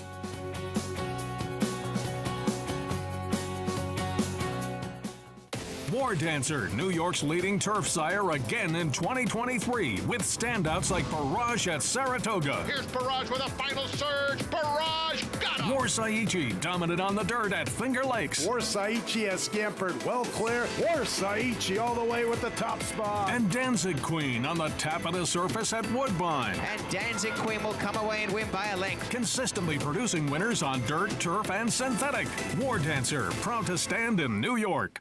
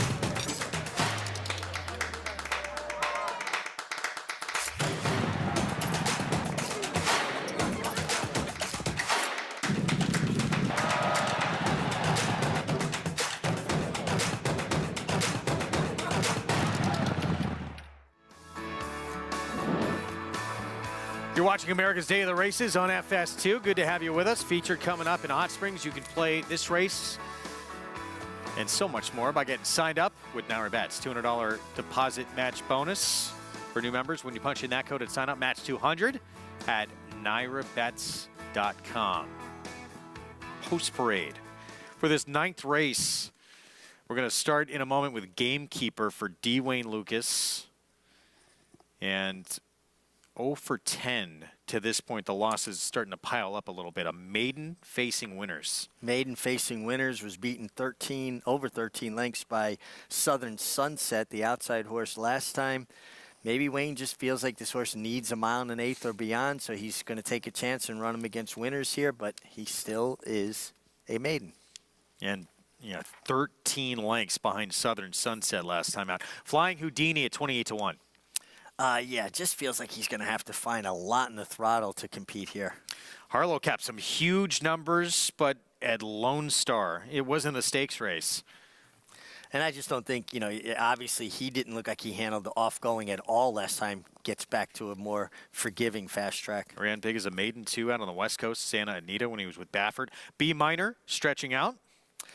Stretching out, not in the greatest form, takes the blinkers off for Robertino Diodoro. King Russell looks like game face on for Ron Moquette. Here's the 6, Lord Vicente. Lord Vicente, Southern Hemisphere, actually won't be 4 until October, even though technically he's 4 now. All thoroughbreds turn a year older on January 1st. And here is the, Kenny McPeek horse. McPeek 2 wins away from number 2,000 in his career. He has this horse and a horse, maybe the horse to beat in the next race as well to close out this card. Listen, this horse's last race would be extremely tough in here. Can he run that back on a fast track? That remains to be seen. He's always shown ability. He flashed ability from his first start, running well. I think he's going to be well placed, and I'm a little surprised he's not the favorite. Listen, He King probably Russell, will nice be. horse, but King Russell maybe on the strength of people see the Kentucky Derby line in there. By post time, I think he will be, according to the double, but it's close between the 5 and 7. Let's go to JK for more. Yeah, I mean, the amount of money the 7's taking so far, to me, is shocking how little it is. This horse got a 98 Beyer speed figure last time. That eclipses this entire field. I mean, that's a huge number. And the fact this horse is, I mean, I wouldn't be shocked if the horse was 4-5 first flash, but now the horse is 4-1. I would say that, like you said, Wolfie, it could end up being where this horse ends up favored.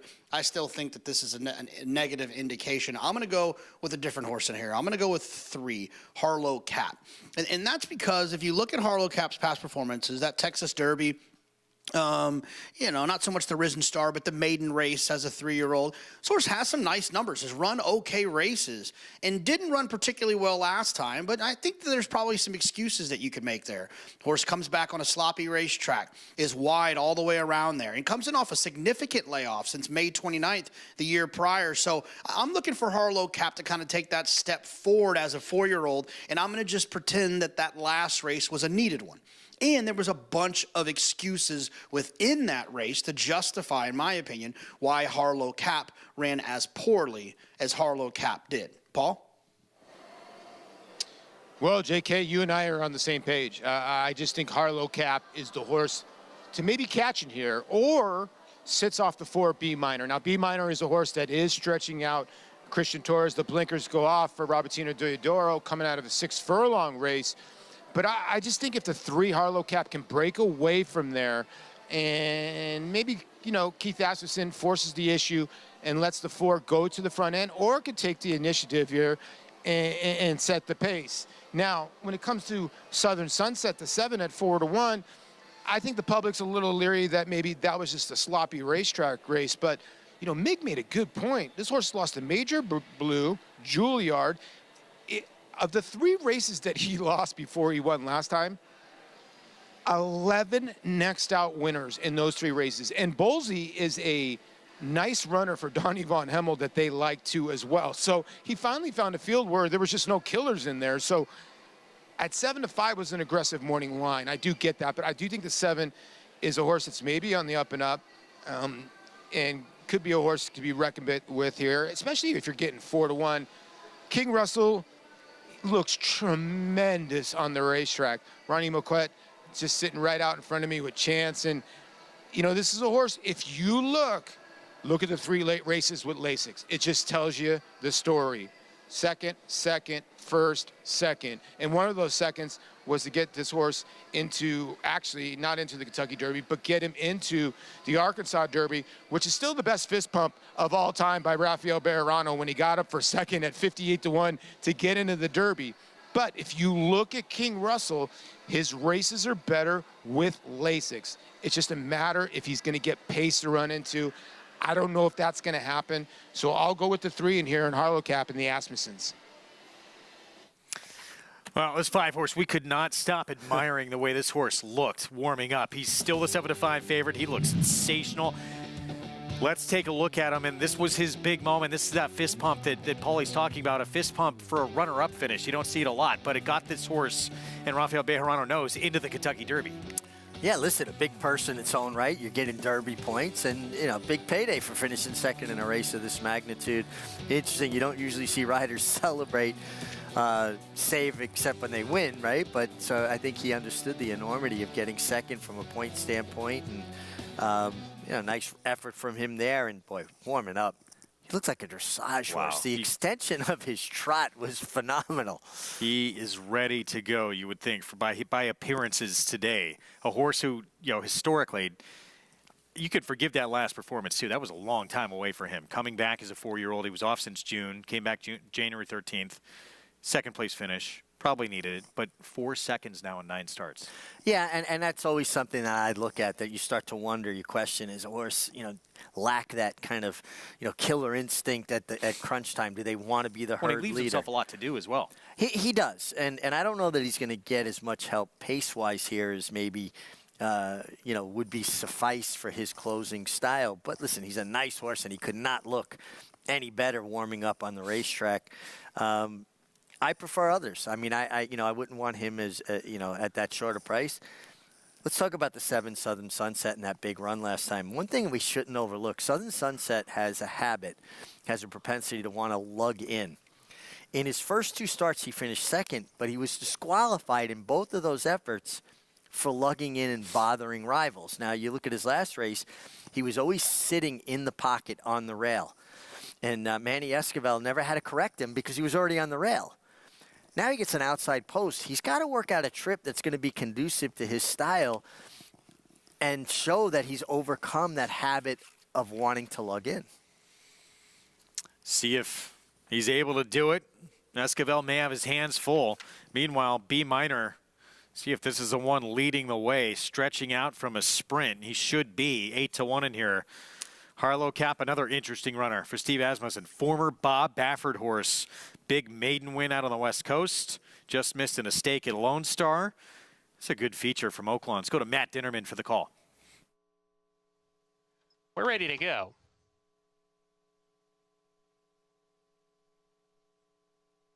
And Larough. Uneventful start. B Minor gets the first call, goes right to the lead, gets towards the rail, establishes a clear advantage in the early stages. Flying Houdini off the fence now in second with Harlow Cap. Lord Vicente off of them running in the 4th position, joining Gamekeeper. King Russell at the rear with Southern Sunset. Into the clubhouse turn they go. B Minor on the fence, leads by a length from Flying Houdini. Second on the tail of that leader around the turn. A gap of 2 to Harlow Cap, then Gamekeeper, Lord Vicente still side by side. They're 4 lengths behind. They're 5 clear of Southern Sunset. And the gray, King Russell, who ran second last year in the Arkansas Derby, will have to pass them all now, joining Southern Sunset. Those 2 at the back, and they are running 9 lengths off the lead down the back stretch. B Minor, Christian Torres carve out the fractions here. But here's Flying Houdini now to turn up the heat a bit.